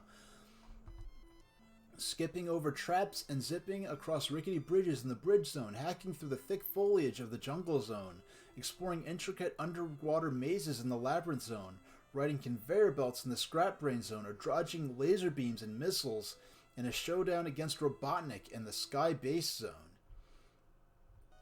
It's essential to collect the golden rings that appear in abundance. Oh, excuse me. Excuse me, did I just skip through to the end of the magazine? I just moved around a bit. Hey, Collectaboy, have you considered changing your YouTube name Jiguru1? I don't think I could just change my... I don't know if I could change my YouTube name like that easily. I know I do. I am sitting on the... I do have an alternate YouTube account attached to my... that's called... like Super Train Station H. I didn't know if I could change. If I could change my name that simply, I'll do so. But I don't know if that's even. Yeah, I'll have to look into that. All right, that's just another. But I've gotten up and stretched since then, so it's essential to collect the gold. We'll read through this, then I'll check out FF7 real quick, a magazine that has FF7 coverage.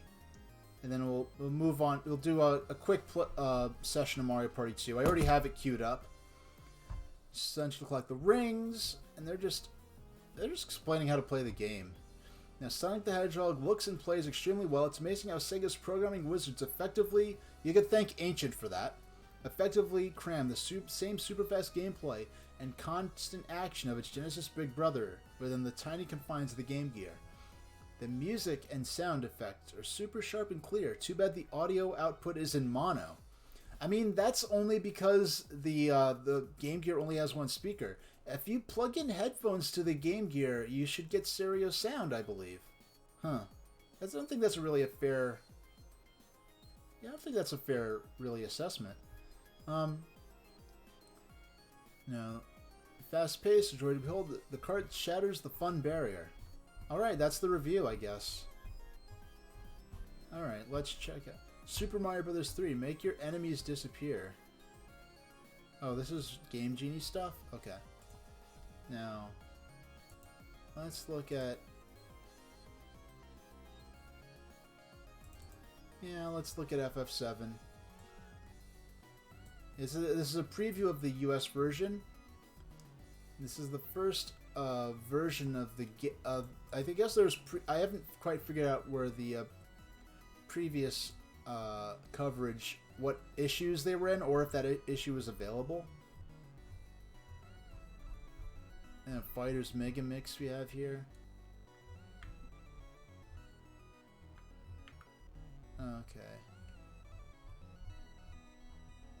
Okay, FF7.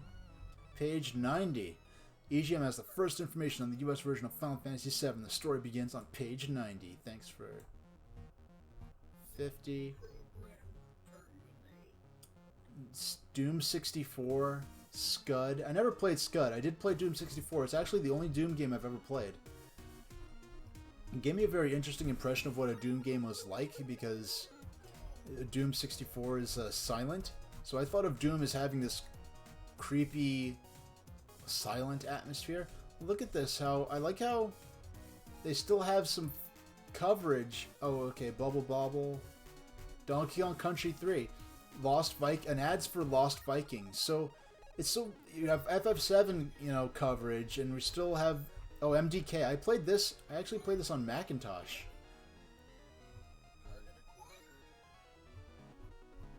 All right. So we'll just scroll down to 78, 89. Wow, some Dragon Ball GT.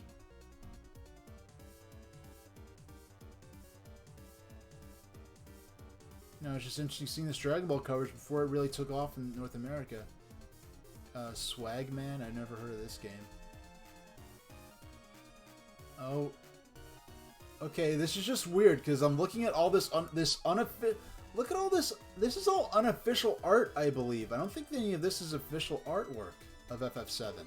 Because I'm looking at this, I'm like, is this Link? No, it's Aerith. Or Ares, as she was known back then. And Cloud looks... I mean, I know this looks like Cloud when he's 15, not when he's 21. Okay. Okay, let me just... Yeah, I'm going to have to blow this up a little bit. Every month that goes by is another month closer to the September release date of Final Fantasy VII here in the States. Continuing with our coverage of this year's most anticipated RPG, EGM has tracked down... Let me scroll.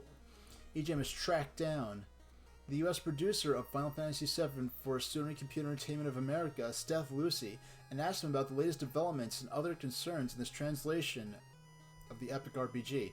How long will the translation process take? See here the response. Have you ever played any other games with Sarah Online? I know of King's Quest. I know of its, and actually I just made a reference to King's Quest in a debate about like how well games have aged. I mean I'll play them sometime, and I could play them on stream. That would be cool, because lots of I know like the historical significance of those games, but I've never played through them.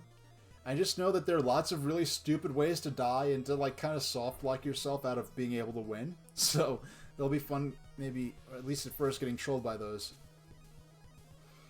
So Sony Computer Entertainment America is working very closely with Square on the translation and localization of Final Fantasy VII for the US market. Square began... Okay. Now I'm going to skip through this a little bit. The most difficult part of translating a game such as Final Fantasy VII. Usually the most difficult aspect of translating an RPG is making the direct Japanese to English translation read correctly in English. The sentence structure and grammar rules for the Japanese language is very different from English. As such, it's difficult to make the translation seem as it was originally written in English. Also, the names of items may not have a direct translation. Square is very skilled in translation process, and Final Fantasy VII will be a testament to that quality. This guy are sick. How many people are involved? How many reference? There have been some controversy regarding certain mature aspects of the game. Will Sony censor the game in any way for the US audience? If so, what specifically? Sony Computer Entertainment America has always maintained its intent to preserve the greatness of Final Fantasy VII. It is a masterpiece, a work of art, and we have every intention of keeping the integrity of Square's work intact, and which, as far as I understand, they pretty much did. They didn't, like, if they're going to censor anything, like the whole wall market section, they would definitely. What are the guidelines? What are the Sony guidelines that have been to be followed when judging mature or inappropriate content? There are no guidelines per se. Sony Computer Entertainment America is one of many companies that honor and abide by these guidelines set by the ESRB. I'm just gonna scroll through here. And because there was concern that they'd seriously censor, the game, and so, at this point we're not sure. They're saying what rating they expect. Final Fantasy has a well-established heritage with US gamers. With this PlayStation-exclusive title, Square has delivered a depth of gameplay never before accomplished. Will anything major be added to the US version that was not in the Japanese version? If so, what would it be? We do not have plans to add anything to the US version of FF7, which actually turned out not to be true. They added bigger and more grandiose battle animations for some of the summon attacks. No enhancements, no difficulty adjustments. Game shortages, your impression of the game.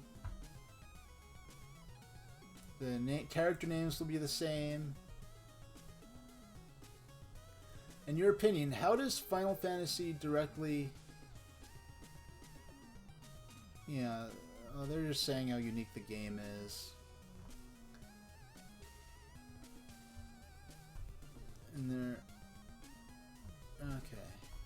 Let me just skip through here. I'm just... Oh wow, this is just a new... Is that all the FF7 coverage in here? I'll have to see if I can find out when find some magazines that feature the first appearances of FF7 in these magazines. All right, so why don't I didn't even read all the magazines I set aside for this stream. But what I'm gonna do now, I'm gonna take a swig of Gatorade.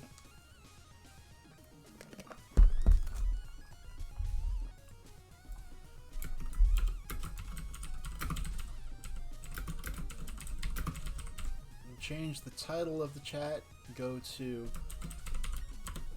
retro instead of just chatting. There we go. And now all that's left is for me to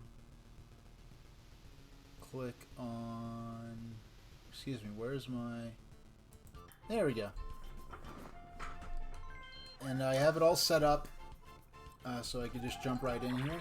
Now I've given myself a significant handicap. This won't be a long session. If my audio in the game should be balanced well, if I need to adjust the game, just let me know. Now, it's funny, I have to figure out how to stick. Actually, what I need to do is move. Excuse me, I just need to move my camera over some. No. Excuse me, I somehow managed to fuck this up because I had it. I just need to move this over. I just want to angle where I'm not. There we go. And then I can move this. Oh. I don't even know what I'm moving there. Okay, there we go. That's more like it. Just move this over a few clicks. There we go. So I've given myself a significant handicap, and so we'll see if I can overcome that and beat this game. And because I've given everyone else 40 coins, and whereas I'm starting with only 10. Because they I essentially started with 0, but the game at the beginning automatically gives you 10 coins just for starting the game. So we'll see if I can make it through here. And this is pretty... Oh, no, no, no, no. Get up, get up, get up, get up. There we go. So that's 10 more coins for me, but also 10 more coins for everyone else. You know, if I was thinking strategically, I theoretically could have lost that game on purpose so only Yoshi gets more coins.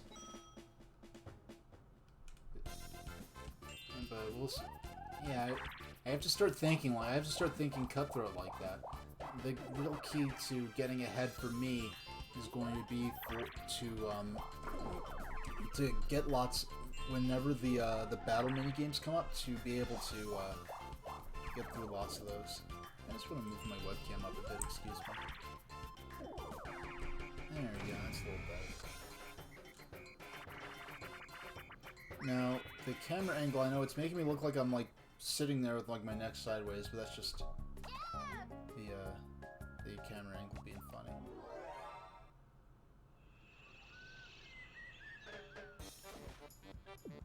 Yeah, I'm not going to participate in helping them win. Because right now, the fewer coins go into play, the better off I'll be. But, you know, the AI players tend to suck at being the player in the barrel anyway, so there's really nothing I can do to impede their progress there. Now this is this shouldn't take this is a pretty quick session I'm playing through. We're already I think we're only like 8 turns left, so if I'm able to turn this around, it'll be a pretty big deal. I made things difficult for myself. I guess I wanted to close off with some kind of gameplay. Alright, we have a battle game. Here I could easily turn things around. Or begin to. 80 coins are up to grabs. Up 4 grabs. Hop-a bomb. This is one where... Okay, let's see how I do.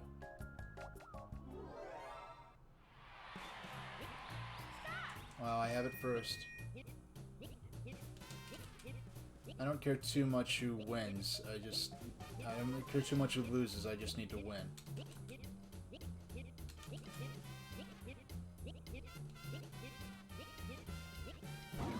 Okay.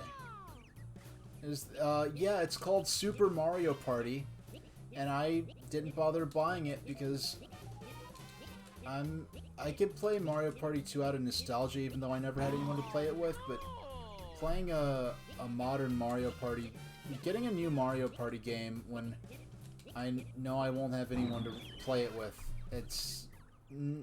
doesn't put it high on my priorities list. It's like when systems would come out, I mean the Switch kind of automatically comes with a second controller, so it's a little different. But I keep buying 2 controllers for systems, and it's like, when do I ever get to play with anyone else? Like, why should I bother? So, but and that's simple. I'm in first place just from that one battle mini game. But I can't get lazy. I can't let myself get cocky because it could be stolen away from me. Because not many turns left already in this game. So every victory does count when I have so few turns. If I had a whole lot of turns, and it's like, okay, sure, maybe I have to focus for this one. I've only won this a couple of times in my entire life, this minigame.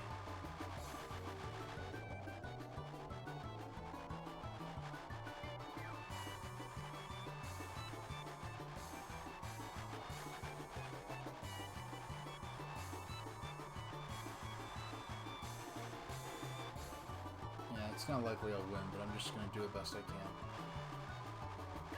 Yeah, such is life.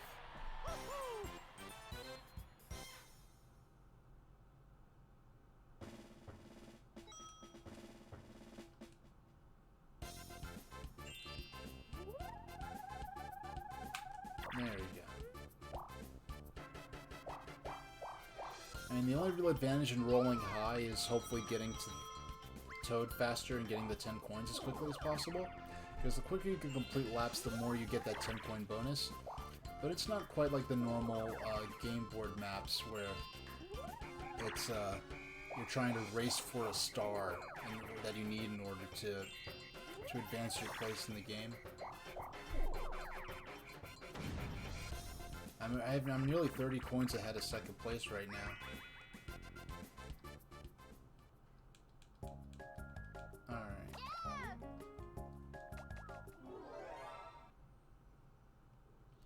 Now, a couple of times it looks like I sort of shrunk my broadcast software down to like the smallest size it could be and still have chat open, so that I could have my PDF reader open on the side to read the magazines.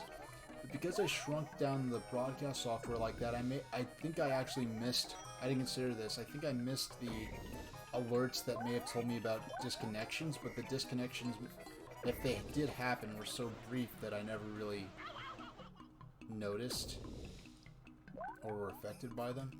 And of course I'm already out. This is what I get for running my mouth while I'm playing the game, because I'll have to look back at the VOD and see what happened, because I flat out just was not even paying attention to what was going on in the game. I was too busy talking about my connection.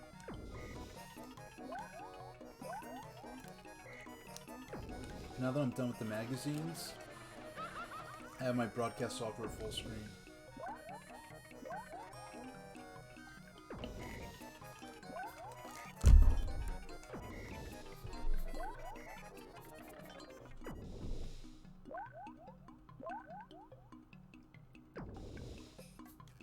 I mean, it would be nice if once I lose and I'm against all computer players, and that's the thing, they can't always assume that someone is or isn't a computer, in a sense. It's kind of stuck having to wait through the minigame to see the results when I know that I already lost or won. But, so Peach climbs to second. Alright, 10, not bad. Alright. If I win this, it's probably going to put me in a... Oh, only 10. That's not too big a deal, but... There's 40 coins up for grabs and all. And it's a minigame I'm not good at, so I'm very glad at that. Well, it's a minigame I should be good at, but just doesn't seem to work for me.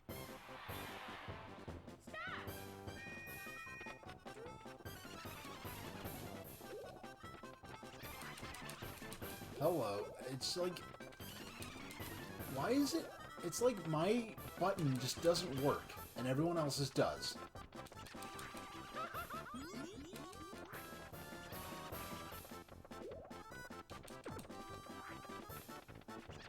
It's like everyone...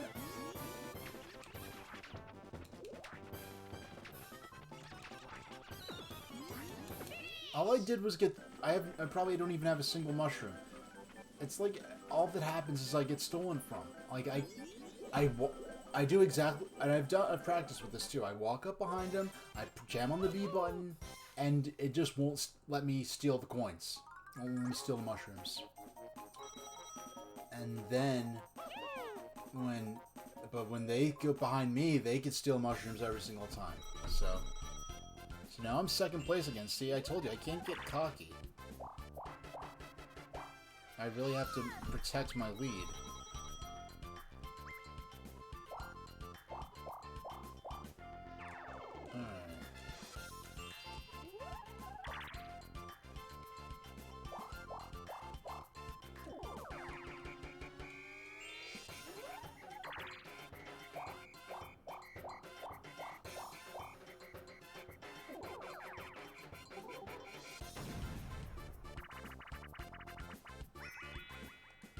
Okay, train game. Do I want...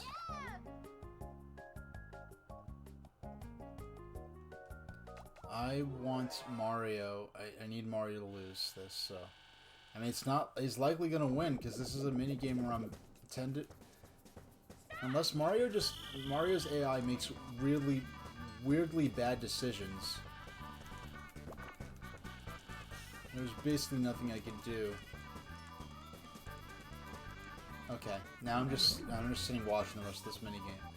Now this is another one of those moments that would probably be fun if I was with 3 other humans, but now I'm just watching the computer play, and I know these Yoshi and Peach, the computer AI is really great at operating the UFO, but really terrible at escaping when they get caught, so if I'm on the same team as... If I'm one of the dolls, I'm like pretty much my team's pretty much guaranteed to lose.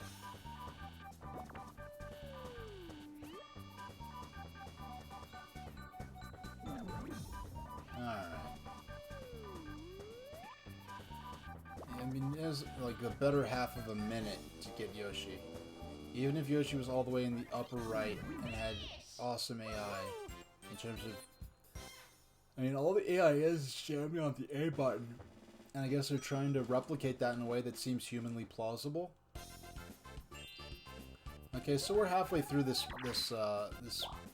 match already. So there are only 5 more turns.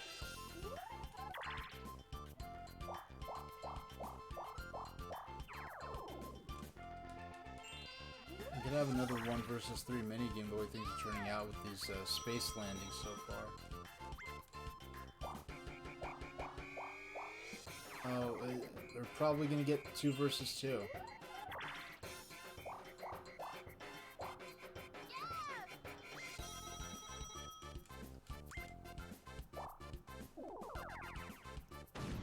Unfortunately, I do not have to deliberately lose because I'm not on Mario's team. Because I do feel like deliberately losing would probably put me further ahead in terms of reaching first. More so than...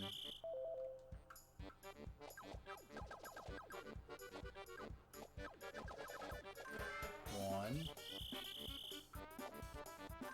Yay. That's good.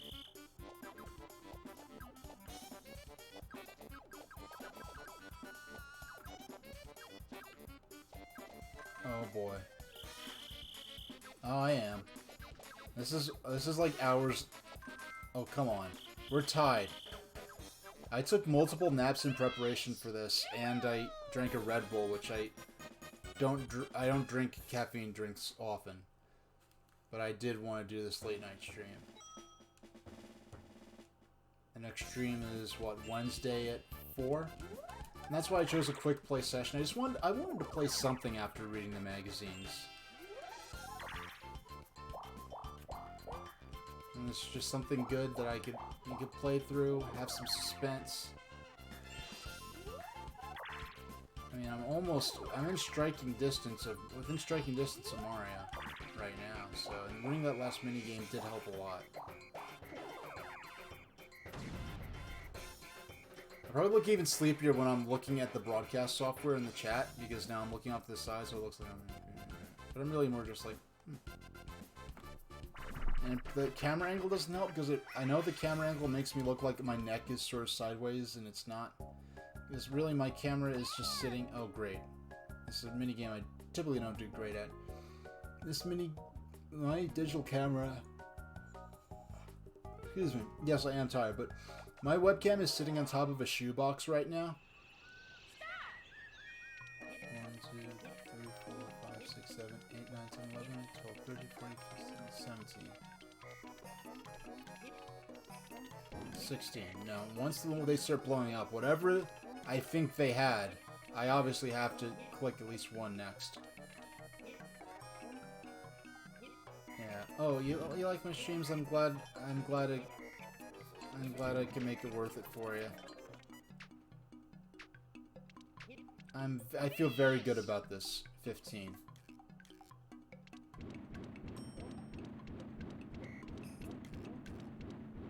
Hey, I got it.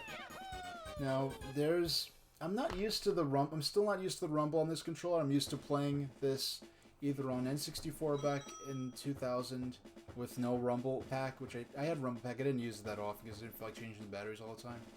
Or playing it with the Wii Virtual Console, where you had the... Yeah, good thing this is like 75% done. Only 3 more turns, and then we're done, and I'm going to call the stream there. And let's see. Hey. Actually, as a potential raid candidate, which is great. If they're still streaming by the time I finish, I know that the person I'm considering raiding is in Eastern Territory. I mean, Eastern Territory is in West Coast Territory, so it's it's still what, 1:30. It's like 10:30 over there, so they'll be streaming for a while if you want to watch somebody. Those who are watching me now. Archer Rival. Okay, now this game.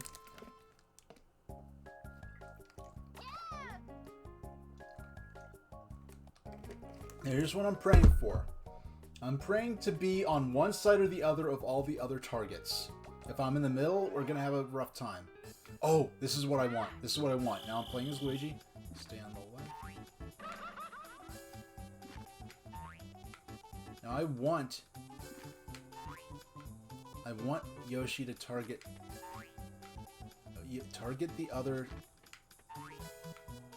the other guys, please. Darn! We're done. We're done. Because I was running my mouth, I messed that up. But really, I had the ideal situation because I want to be over on the right, so that on one side or the other, because the AI targets suck at dodging the arrows. But if I'm in the middle of them, they're idiots and they'll box me in and force me to get shot, so that I lose. Alright. Okay. Let's see what... There are no red spaces this way, so I doubt we'll get a 1 versus 3 or a 4 player game at this point. I mean, I'm only 1 coin away from taking back first place. And Peach is really close to us as well. So this minigame really is important right here. So I need to... If I win this, I'm back in first place. And it's getting late in the game. I could end up losing.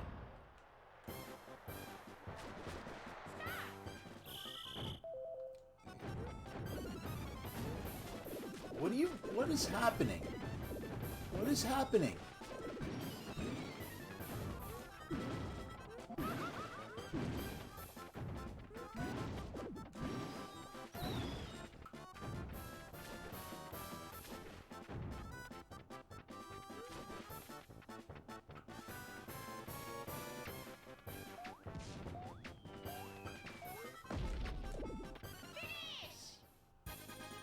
Okay, I'm back in first place because I got another 10 coins and Mario got blasted out. So, I'm in first. Last turn. Okay, I've pretty much got this secured unless... I need to win this next minigame, really. I really do. It's really going to be down to the wire.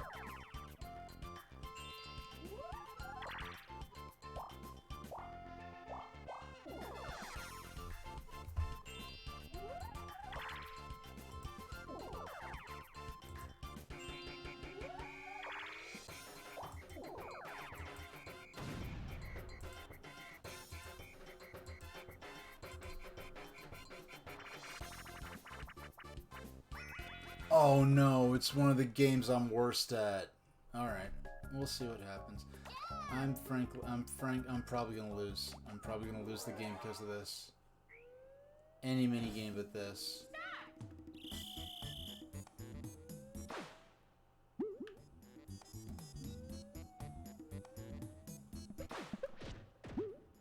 I swear, it's just like the controls just don't feel responsive to me.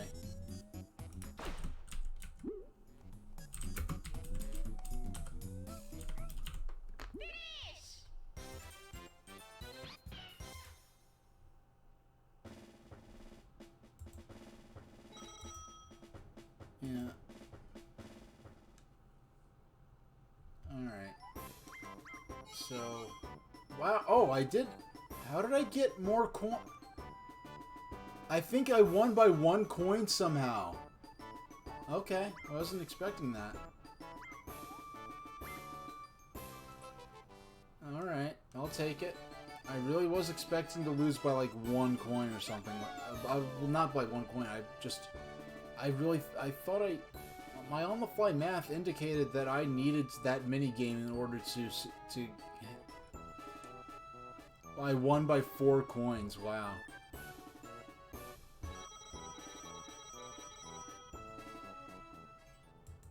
Alright, oh, the Dark Shadow soap opera on Amazon. I remember they did like a revival of that as a feature film a few years ago. Alright, so that's... Am I rating people yet? I don't know how to... I just can't... I can't make it... I don't know how to make the rating thing go. So... Wait, is it... Wait, hold on. Okay, it's /raid, not exclamation point raid. So, for those of you who are... I'd just like to thank you for 30 great streams. I've had a lot of fun with this. I'm going to keep going with it. Get better equipment as we go along. And for those of you who are, you know, just need some late night background noise, I'm going to send you over to my friend Kyle TX500. And thanks for watching, and I'll see you Wednesday at 4. I'll be playing, I think, Mario Party Advance and Little Mario 64. And reading some magazine coverage of the GBA launch period. So I'll see you around.